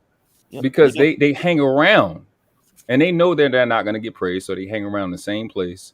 And like they say, idle hands do the devil's work. So I just think people are, you're not really paying attention how fast. I'm from one of the worst neighborhoods in the worst city in the world, Northwest Baltimore, and I watch horrible things spread extremely fast. I've watched it over and over and over. I watched good people that's been a good person for a decade become the most dangerous person 2 years after that, just because of environment. And it's like, I get it. It sounds good, but this dismissiveness, this disassociation that people will have, well, I can just ignore it, or you can just get away from it. You don't, okay, cool. Until you have to run into one of those people in the store, yeah, it don't bother you. Until your girlfriend bring that little boy in the house in Thanksgiving, it don't bother you. I will tell you this. Black man, yeah, your father was there. One thing I've learned, even in my marriage and with my little sister, I never knew and understood the relationship my little sister had with my father. And because when a child, a female child, doesn't feel or feel embraced and loved like their siblings, and they feel that they're without, they do things to supplement that love that they feel they were lacking. And regardless of having a brother there that's putting her on game, or sisters that's putting on game, and uncles and father, if that dad is not the one pouring into them from a young age all the way up and supporting them, trust me, they're going to go out there and they're going to start doing things. That's why My oldest daughter, on point. My youngest daughter has social media. My oldest daughter didn't grow up with social media. My youngest daughter did, so she's influenced. And my presence keep her from making bad decisions. So I'm always doing things with my daughter. So I have an individual relationship with with both of my children. You know what I'm saying? And they understand and see what marriage looked like. The problem is where when you choose a woman, you don't know what trauma or relationship they have with their family members. That's true. I should have looked at how my ex-wife treated her brother. I should have paid attention to that. That gave me an idea of how she really understood men. I didn't look at that till it was too late, till things started getting real bad.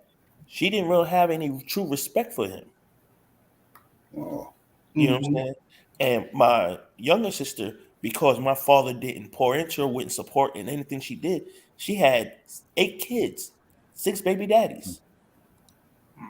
And when she called me and asked me for money for Pampers, call your baby daddy. I ain't got nothing for you. That's a fact. Well, she was asking for emotional intelligence. I think we got it here tonight.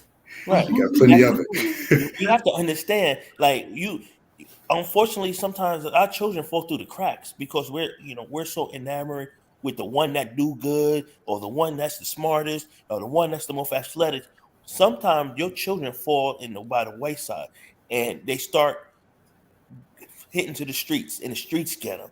And we're trying to figure out what I provide and I teach and I pose my children. There's no reason why you should be out in the streets. Yeah, you're not giving this child the love that they deserve. You need to have an individual relationship with each one of your children because they're individuals. They're different people with different personalities. You can't treat them all the same. You can't teach them all the same, and you can't talk to them the same. And that's why we are where we are, because there is a lacking. There is a son that's come home and see his mother bring 7 or 8 dudes in and out of the house, in the street. You have a daughter whose father ain't around, only comes by when he wants to be with mama, don't even take her out for ice cream, and now she's seeking love in all the wrong places. That's what it comes down to. We have to undo the damage that has already been done for us to move forward. That's my final thought. Thank you very much, Andre, for that wonderful final thought. Right. We're going to go to Ace. And if anybody wants to hang out for the after show, just stay on after we do the outro and all that. Ace, final thoughts, brother, on tonight's topic, the videos that we showed earlier. You know what I'm saying? Have we learned anything? Will we ever learn anything? Can we learn anything?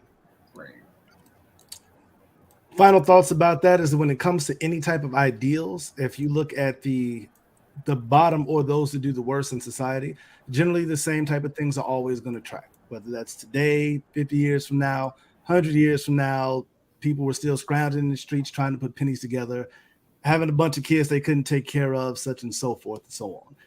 The difference is that 50 years ago, while some were speaking about it, we reach a larger populace. We have a larger group now.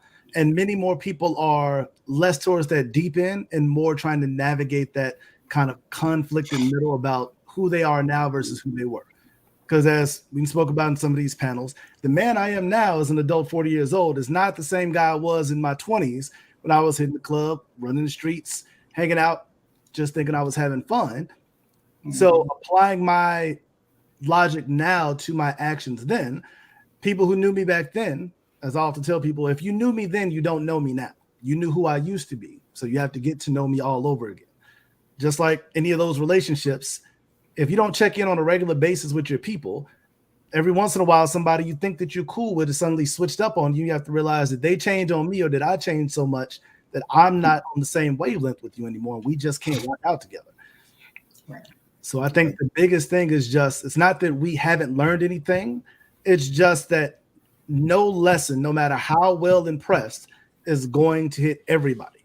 No matter how much you drain it in, you made them watch videos from the time they were born till they can talk, somebody is still going to just jump immediately off the path and do something else that's completely opposite of what you've been teaching them. Sometimes you guys got to accept that and live with it. Yeah. Appreciate it. Now, to Noble Miguel, the world class. You saw the video. I don't know if you saw the videos earlier, but it was quite enlightening to those who hadn't seen it.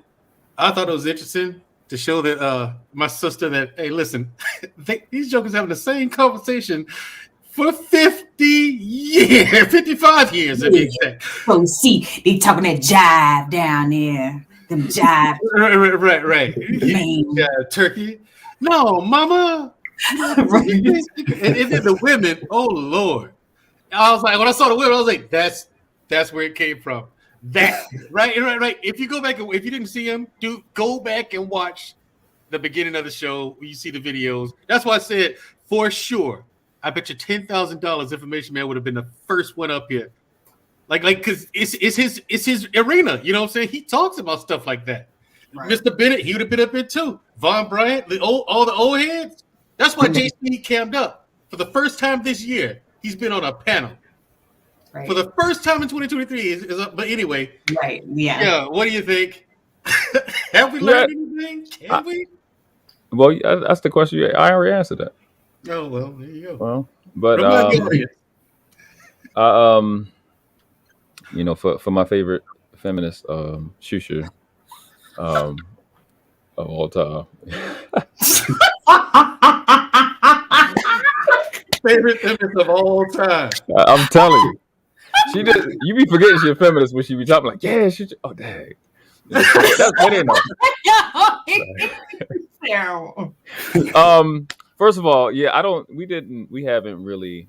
I think our ability to learn has been hindered, and I always blame light-skinned people. It's y'all fault. If y'all wasn't here, everything would be better. I think y'all just take the meddling out the room, and then it prevents us from learning. And that's y'all fault. So if y'all can just fix your carbon deficiency, everything can just flow fluidly and get your diet meddling together, and then all the khaki cats that come with that can just go back to what they come. No, I'm fucking with you. I love light skin people. I like all my people. I just be fucking with y'all. I pick with y'all. You know, y'all dark. See, I'm caramel, so we right in the middle. We don't have y'all darkies problem, and we don't have y'all light skin people problem. We always benefit the most. And you welcome for letting us, for us letting y'all be around us, because we're amazing. Here's the thing. Saying I'm fucking myself playing. I just think that we don't be in situations like we watch with these panels where we're willing to be challenged. I think one of the best things I've ever gotten was my mentor gave no fucks about how I took him challenging me.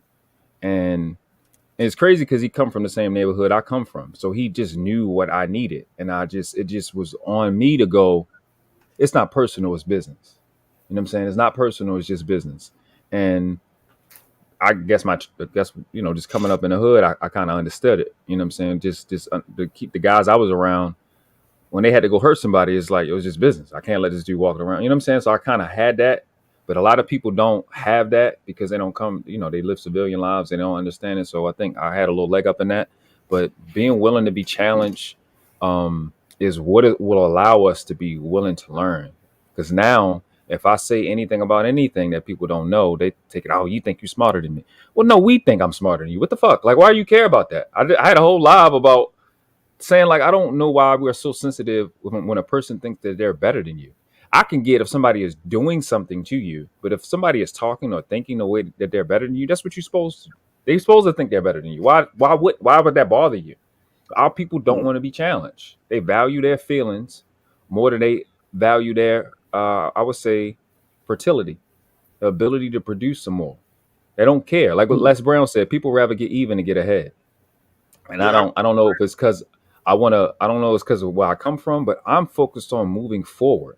I don't give a fuck about what I've lost. I got to thank my mentor. His name is Mike.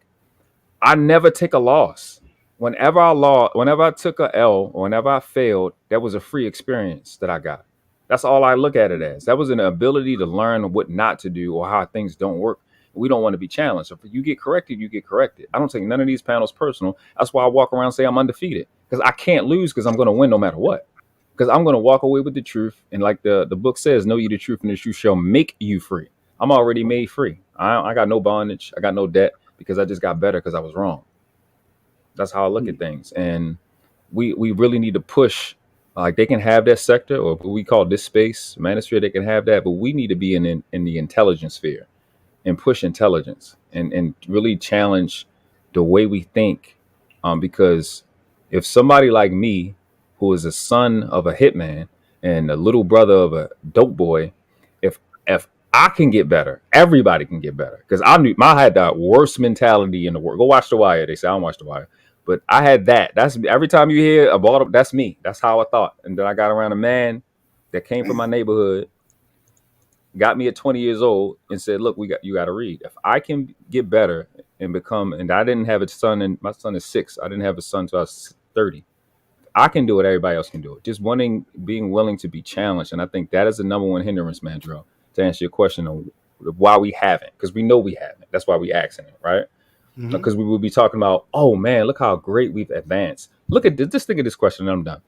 What technology have our people invented in the last 100 years that we can control? Oh, when has that we control? That we control. We don't even own that anymore, man. And the thing with history is, whenever I've looked at history, the only time people have progressed or empire has progressed is through inventions and innovation. And if we're not willing to learn, we're not gonna move nowhere. We can only move forward from inventions and innovation, and that's what we need to push. So I was super excited. I'm very athletic, very physical, very violent. I like football. I like contact sports. But when my 6-year-old said, "Dad, I want to be a space scientist," I said, "Bro, you doing your job." That was the first time in my life I'm like, "Yeah, you've really been a dad now." Because my son wants to be a space scientist. I didn't even think about nothing like that when I was little. Because we need people to want to invent, and I think we have the same talent like we can when we rap, acting. Shout out to Shushu, you do awesome. I don't think we praise you enough for your acting. You're doing awesome. Your art, your playing basketball. What we do here on social media, we can be just as talented here. We can be just as talented in tech, and in neuroscience and genetic fields, and in these different intellectual fields where we can create inventions and innovation. And I'm gonna do the best I can to lead that. So I think we need to think about those things, because we can't keep having this question a week from now or 2 weeks from now. Have we learned anything? You better learn something. The number one skill on earth is adaptation. So. Oh, and I the term appreciate you. astrophysicist. That's what a space Astrophysicist. Show him videos of Neil deGrasse Tyson. I love Neil deGrasse. Oh yeah, that's a great idea. Absolutely. Yeah. I'm excited. A black scientist. How about that? A Right. black astrophysicist. We need more. Yeah, we do. Definitely. Appreciate it. Thank you for coming, Noel. Again, always. Any y'all want to stay after the show? I mean, by all means, do so. All right. Next up, Yusuf. That's Yusuf. So what have we learned? Yeah. Have you learned anything? That's what I think. Have we learned anything, Yusuf? Have we learned? We've learned a lot. We've learned a lot, and what I mean by that is we've learned too much. We've learned.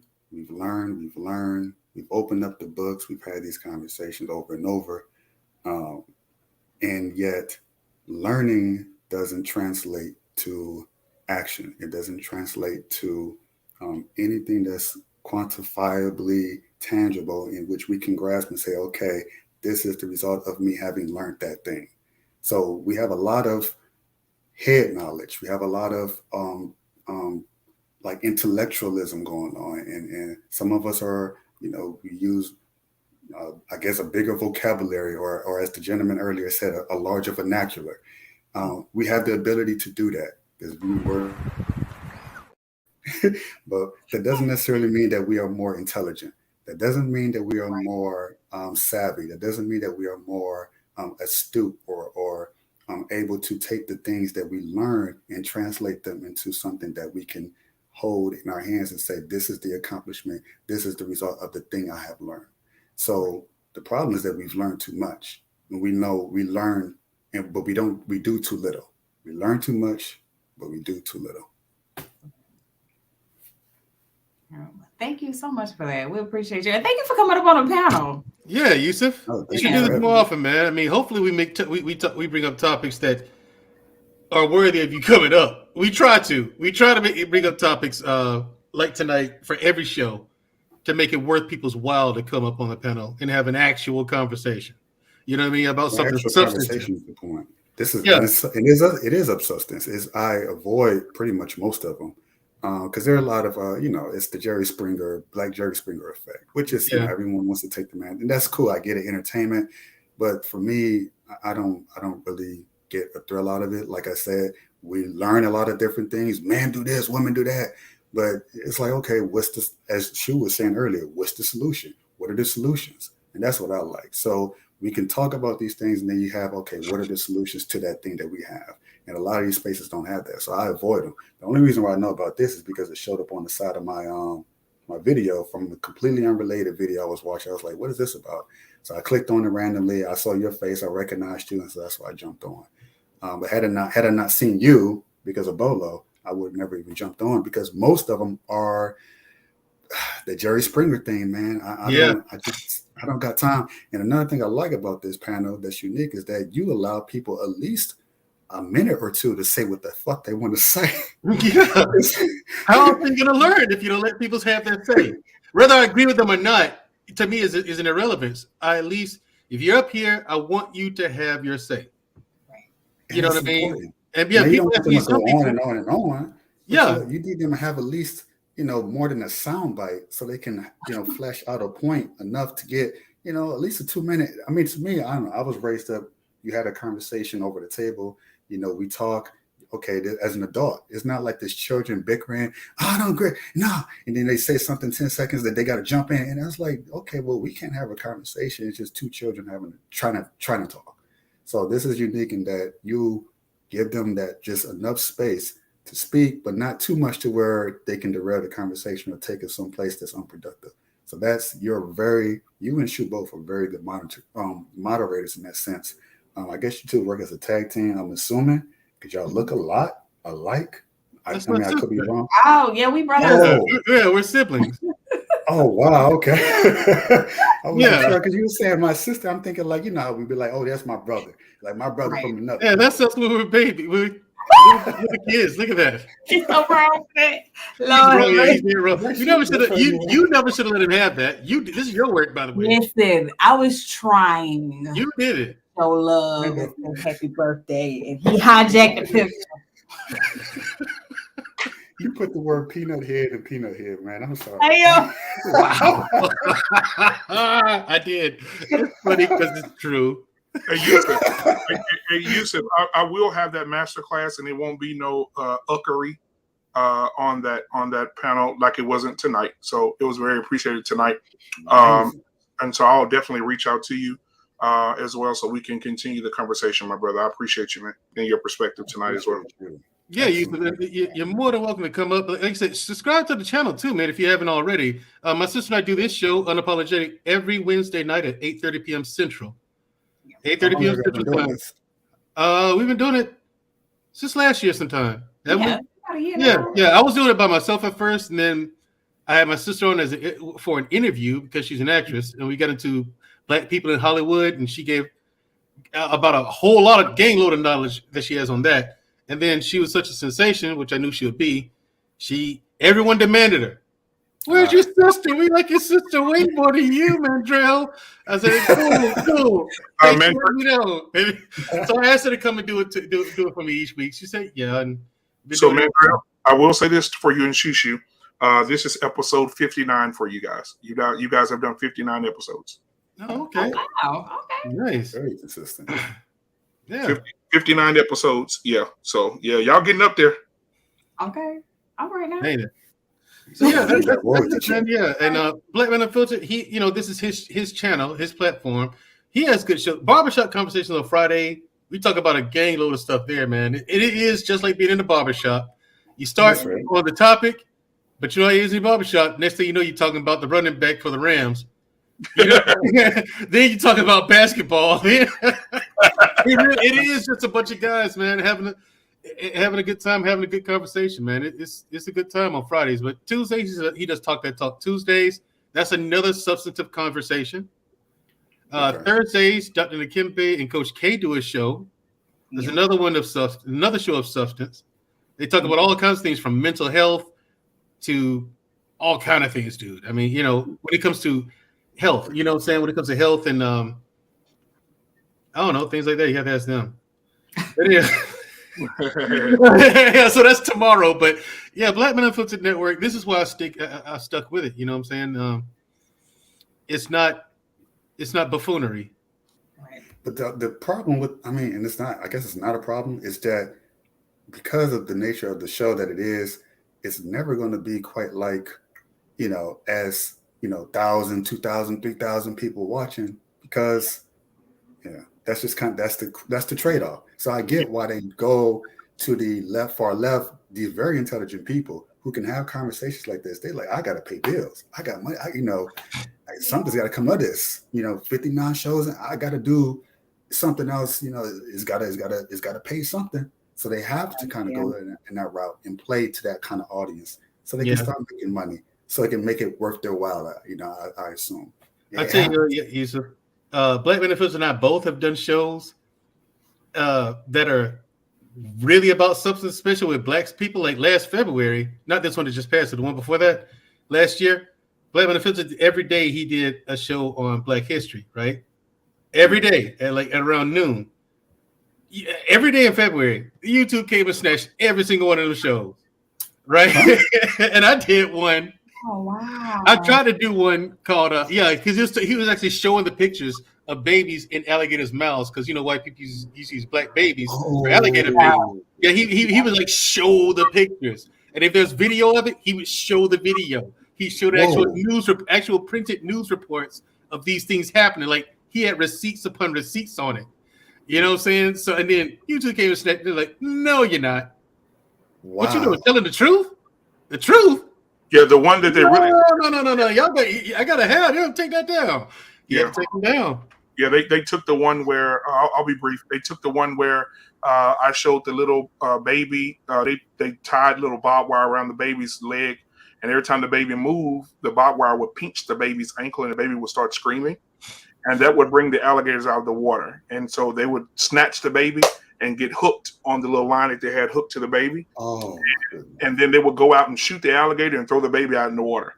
I did that one. They took that, but they took all of them. But then they also took the Devil's Punch Bowl in Mississippi, where when slaves were free, all the white gentlemen I know what that is. They threw them all in the Devil's Punch Bowl, and wherever they died, they made the other slaves bury them there, even though they were free, and they all just died out there. And now every year it floods, bones still coming up to this day. They're still finding remains of children, women, and men out there. And it has the best, it grows from that soil. It grows the best peaches in the world, almost the best fruit. And people go out there, white people go out there eating it. And the people that live in that town say that ground is cursed because those people are eating from the flesh of those dead slaves that is rooted under. So people didn't like it.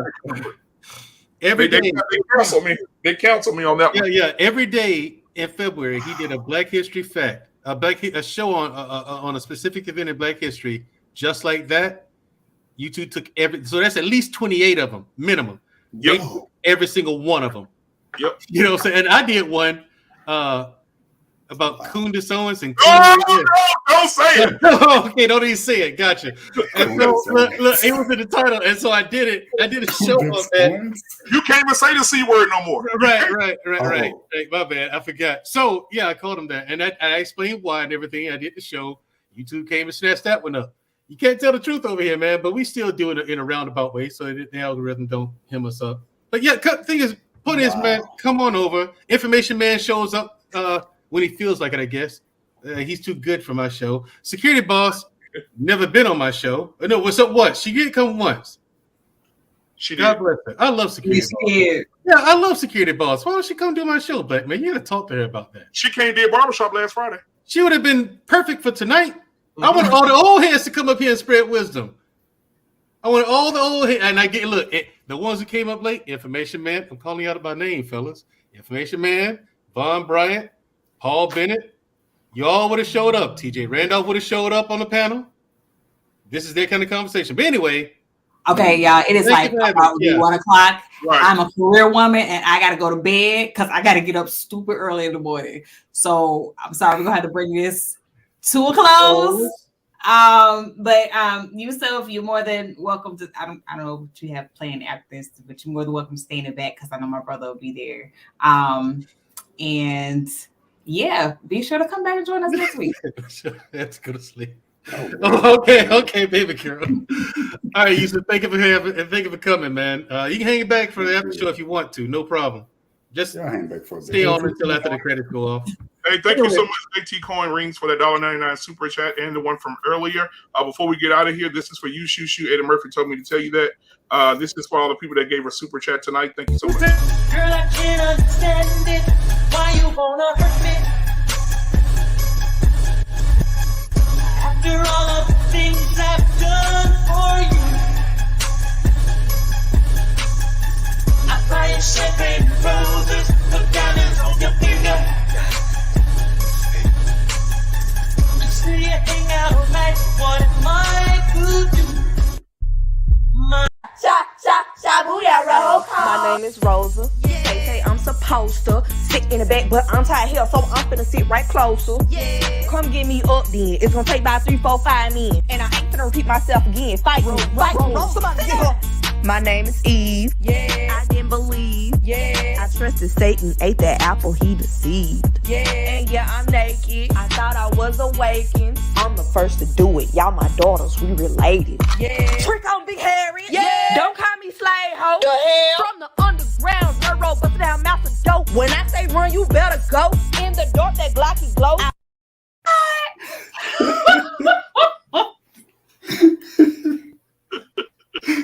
Yusuf, you okay? I know you can see me in the back. I need to see me. And yes, Yusuf, we do have comedy in here too. And we do get lighthearted. So yeah. Anyway, BMU, you have something a quick final word for us, man? Because real quick. Unlike you, my sister and I have things to do in the morning. Yeah, real quick, guys. Because I gotta get up in the morning, hit the road to going back to Louisiana. But I want to say, man, great show tonight, Mandrell. The conversation flowed very well. We had a few bumps in the road, but hey, that's what the roads are. Every road has a bump in it. But I do appreciate you, and I appreciate Shushu as well, being a celebrity of her statue, coming in here on Thursdays.